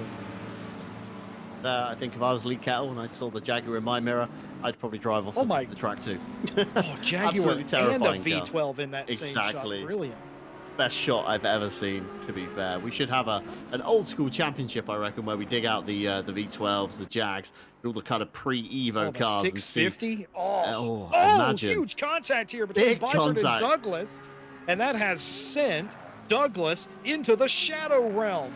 Trevor Byford, though, able to keep it under control, but it came to contact. And you mentioned earlier in split one, we had an incident that could have very well been quite nasty through netcode. Saw it wasn't. That's exactly what Dalton was talking about. That's the opposite. Exactly so, hard exit to driver's right, and Tim Ireland once again featuring in the highlights. Mike Redford this time, side by side. Tim Ireland out breaking himself ever so slightly into Shell Oils, but we need to check Kevin Boss's PayPal, I think, at the end of this. Yeah. He's getting a kickback, and that's not allowed. We're a community here, all right? We're all volunteers, and he cannot be taking kickbacks. Mike Redford off as well at the end of that. This is it's the weirdest Shyamalan twist there, making the overtake and then going off themselves. Martin Foster and Biamonte fighting each other. We've seen the 5 frequently feature in these highlights. Is he pulling over Martin Foster? I think he was taking the defensive line, but has he done it a bit too hasty? Contact between the two of them, and into the grass goes Filippo Biamonte, and off goes Martin Foster into the distance. Contact there. How many times have we seen that in the chicane? It's been a while. John Dalton, the results are in. This man doubled them up today. Yeah, doubled him up indeed. A very dominant performance from this man on your screens in split 2.